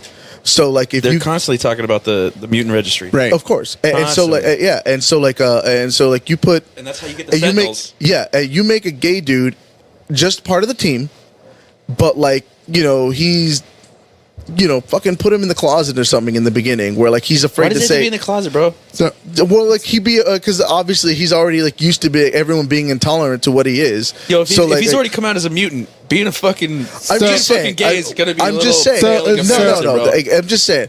But like because like when you add things to that, when you add things that people are already intolerant to it compounds it, and so like you but anyway, he's already a mutant. He doesn't want to be a gay mutant. So this is why I wouldn't put North Star in, because you already have that storyline set up with the current edition of Iceman, where Iceman that is true. Bobby Drake is gay too. He is gay, and that's actually an integral part of his story where he said that he had he always had this problem with being a mutant, and that the fact that he had attractions to other men, like it made him even more standoffish about his mutation, and that he and the story is actually well written, and they've kind of integrated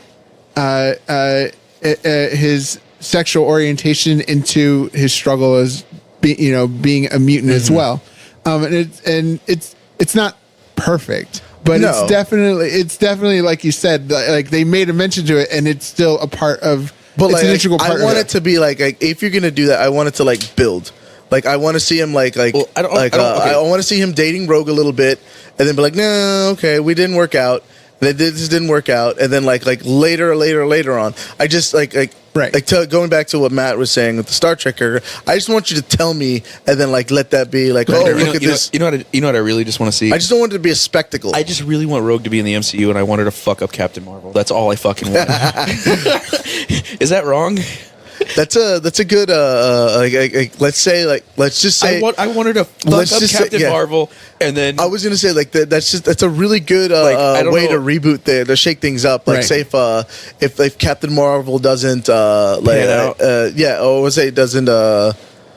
doesn't do well as far as like I don't know whatever metric you want to use. Yeah. If it doesn't make money or if people just don't like her or whatever, that's just a good way to it's a good reboot tool. You just have Rogue take her powers and then like, okay, well she's not gone. gonna take all her powers. She recovers. Well, She yeah, keeps her eventually, powers, but like Rogue winds up yeah, maintaining her powers forever because normally she can just hold it for a little bit. yeah.